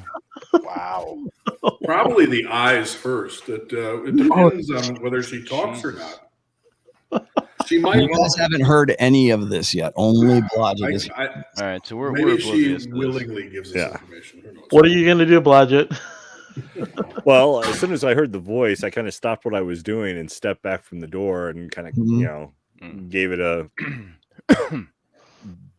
the look a dog gives to something like, huh? No one else is paying attention to you. Grot is looking at Duncan and Aldemar are checking out the heavy latched trap door, and Rothos and Gray and Lupo are on their hands and knees right now, fumbling around looking for things. All right. Something is weird about this floor. I'll step back from the like I said, I've stepped back from the door and I will look at Grot and or Gray and them fumbling around, and it's like, I think I found the trap trigger over here. And there's also something more going on as well, but I'm gonna wait and see what they do with that trap door. If Grot and Duncan and Aldemar have opened it or not. So. It lifts open, like Grot can lift it open, and when Grot opens it, there is a ladder that leads down. Whoa. Grot no open nothing. No. Anyways, looking in, there is a ladder, a heavy iron ladder that leads down into what looks like a natural cavern from way out. Let's go in cavern. Before Aren't we here do, trying to get information on slave traders. Grat, who with me? Grat, go down. Blodgett, roll me a d20. 12. You don't hear anything. Okay. Is there any way for me to keep the trap door open, or do I have to prop it open myself? You don't have to. It's unlocked. You can go in and out as you want now. It's not going to lock. I mean, unless you want to try to relock it again. No. I'm going to actually leave it open. So and there's no light. Is there fresh air? Or is it kind of dead? It's definitely underground. It's not like sewer, but it's cold and kind of like clammy. Almost like clay or something down there. All right. And I don't smell anything weird, just like earth. Mm-hmm. All right. Underground cavern entrance here with our iron ladder going down. Okay. Grat say we go down here and rest in cavern entrance. Well, we have no idea what's down there. That's why we go down and find out. That makes Well, sense. All right. You want to rest here, then go down? We can do that. Grat, I'm fine with either way. Blodgett, what I'm are you just doing? thinking we don't know if there's anybody coming We looking can talk for all us. day long. What are you going to do, Yeah. Blodgett? I am watching them debate about what to do, and it's like, guys, this door here, I think, activates whatever the trap is. Also, Well, don't there's Grat say someone don't touch it. I can't reach it, so I couldn't touch it if I wanted to. You answer your own question. Never mind. Also, there's a prisoner on the other side of the door who No one care about prisoner. who knows about the bad guy we took out, who, in a bit of ironic humor, the blind guy's name is Icar, which Who care about dead strikes Icar me as and kind of prisoner? humorous. And she may or may not be one of these slavers, or she may be legitimately a prisoner. I don't know. Blodgett, which. roll a d20 while you're saying all of this. Keep 19. All right, you definitely hear it now. You hear like this. Let me out from the back side of the door, muffled like. Keep Hi, Carl, bitching have door. to pee. Have to pee. Wow. Keep bitching door. I'm making good time. I'm not stopping. Go in the cup. Here, go in wine jug. Yeah. So there. What do you guys want me to do about the door? I say we tell her that we've killed Icar and everyone else, and that we will leave her there as well, unless she agrees to answer some questions. I About point this to the place. door and say, Gray, you're more than welcome to tell her all that. I stand by the door and I say, shut up and listen. Icar is dead. We've killed Icar and we've killed everyone else we have encountered here. And we are leaving soon. And you can stay here or we can let you out. And that depends on how cooperative you are in answering our questions about this place. Why stuff bolted to floor? Yeah, I wait. I give her a second to You're answer. basically trying to raise your voice enough to shout this through the door. Just speaking right to the door, loudly enough that hopefully she can understand it through the door. And everyone else can hear. All right. So right about the time that you say Icar is dead, you hear her voice. There's a female voice from behind the door, and she goes, "Oh, thank goodness." She says, "Will you please let me out of here? I am so tired of being in here." Why is the furniture bolted to the floor in this room? Well, she says, "Well, because he's blind, of course." So nobody moves it around, so he always knows where it is and doesn't bump into it. Or at least that would make sense. So she says, "You must be the smart one." That's why the chessboard has don't listen. elevated and depressed spaces too. So you can feel. Oh, okay. Some of this makes sense now. That dumbass Oh, tried to shit. play chess. How do we open the door without her coming out and attacking us? We don't know that it's a female or maybe something or someone Some kind of disguising its doppelganger or voice. some shit. It could be. Leave bitch in there. All right. So what are you saying, Gray? You're right there. Apparently, you can communicate with the woman behind. I ask her what this place is. She says, "It's the stockade, of course." What And the fuck what do that they mean? what do Brett, they do you have here? some rope? We could tie her up. Grat always have rope. You should know that. Yes. Say what? Who is in charge? Who was in charge? Well, it was Icar. I suppose it's you now. You seem to be the smart one. Don't listen. Do not listen to bitch in You know, the closet. she's trying to flatter me. All right, Your Grot. honeyed words Are you won't gonna work move on down me, with all these wench. guys? I'll move down and. I mean, let's just use flattering you. I'm really the smart one. Aldemar, what are you doing? I asked There's a slap Grot for rock rope. face. Okay. Duncan, what are you doing? I'm gonna just open the door. Where here? The trapdoor?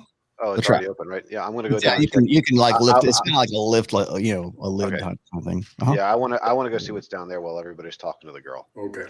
So you can push it up. You notice also that when you lift it all the way to the wall, there's a latch that holds the actual ring to it. So it Let's use holds it that. open for you. Seems like Okay. a good idea. All right, so I you're asked gonna open I that. asked her to turn around, face away from the door, and to flatten herself against the wall and to not move. Just If not she good. attempts to attack us when we open the door, we Just will not kill good. her. She says, "Okay, I'll do everything you say. You're the smart one.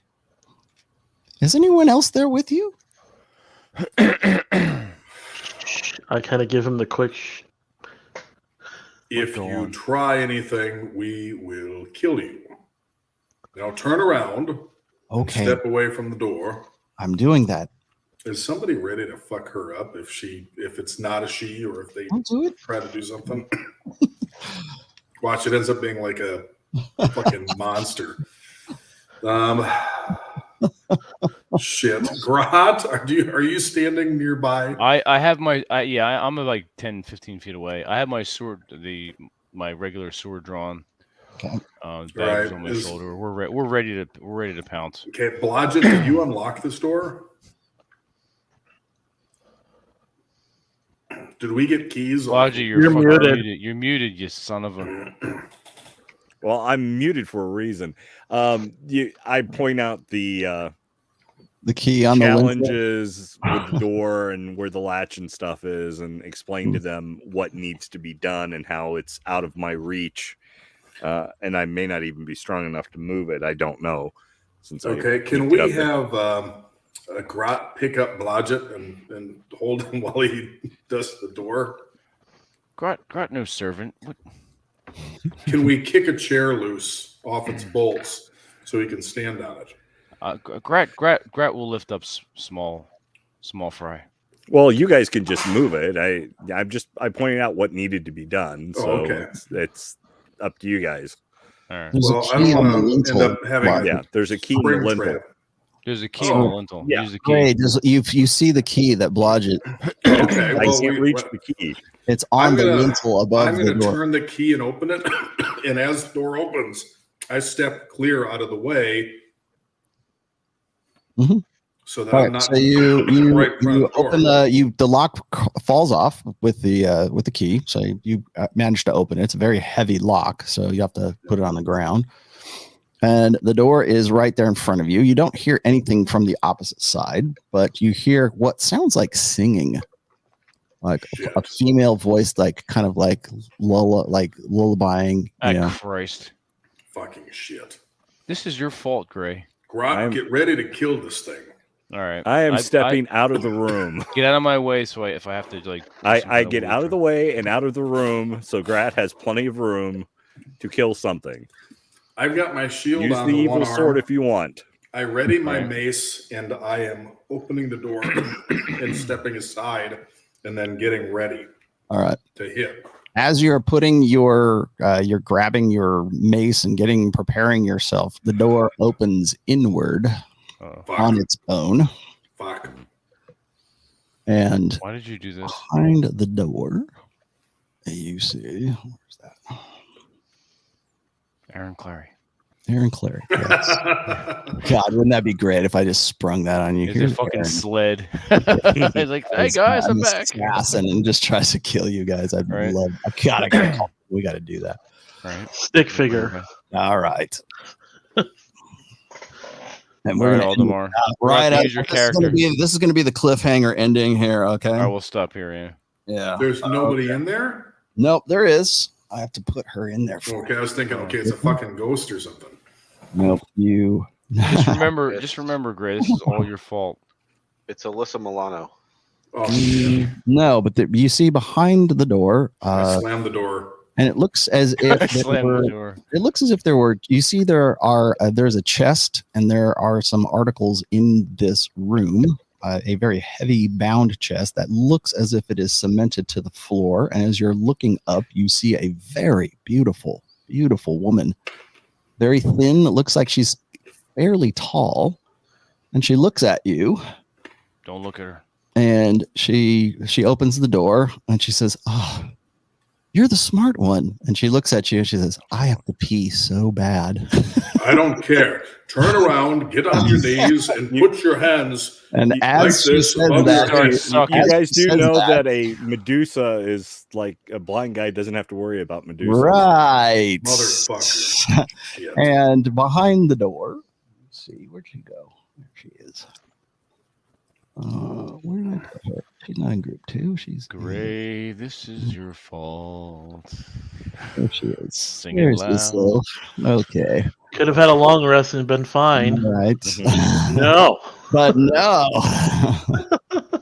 I did tell her to turn around. I have no spell slots. Is that a Half fucking my health. Medusa? So she says, "You're the smart one. I have to pee so I bad." swing my mace right at her face. Yeah. Well, the moment you look up to see her, she throws the she's definitely, this is a Medusa and has the snakes for hair, but she looks like a very beautiful woman for the split second before you turn to stone. before you are you have to take, you will save versus paralyzation on the next time we play. Holy shit. Oh, I there's hate a Gray. cliffhanger. I hate you right now. No more. I'm out of spell slots. I'm half my health. Son of a I bitch. know. Hey, Yes. I'm down in the You know what, cavern. I have Jeffro nothing to do Johnson's with it. right. We should always play in live real time. Right? So, Oh, anyways, fuck. beautiful, slender woman. And yes, she is armed as well, but it won't really make too much difference at this point. Oh man. If All I right, if I make well, my and- saving What throw, would a I blind will what would a finish it. blind guy use as a bodyguard for his treasure room? Right? There you go. All All right, we're we'll stop it here. Everyone that's in the chat and that's been watching, thank you so much for joining us. Hope you enjoyed it as much as we did. As always, a pleasure having you DM our game, Rollo. And this has been Masculine Geek number 157, live stream game number 28. Until next time, TJ, take us out. All right, guys, keep the lead shooting down range, keep the wine flowing, don't take 81 nickels, don't drink all the rum, and don't open the wrong door. That's right. Exactly. Raleigh, you got a soundbite for us? Nice. All right, everyone. Have a good evening and good morning, if the case may be, and we'll talk to you later.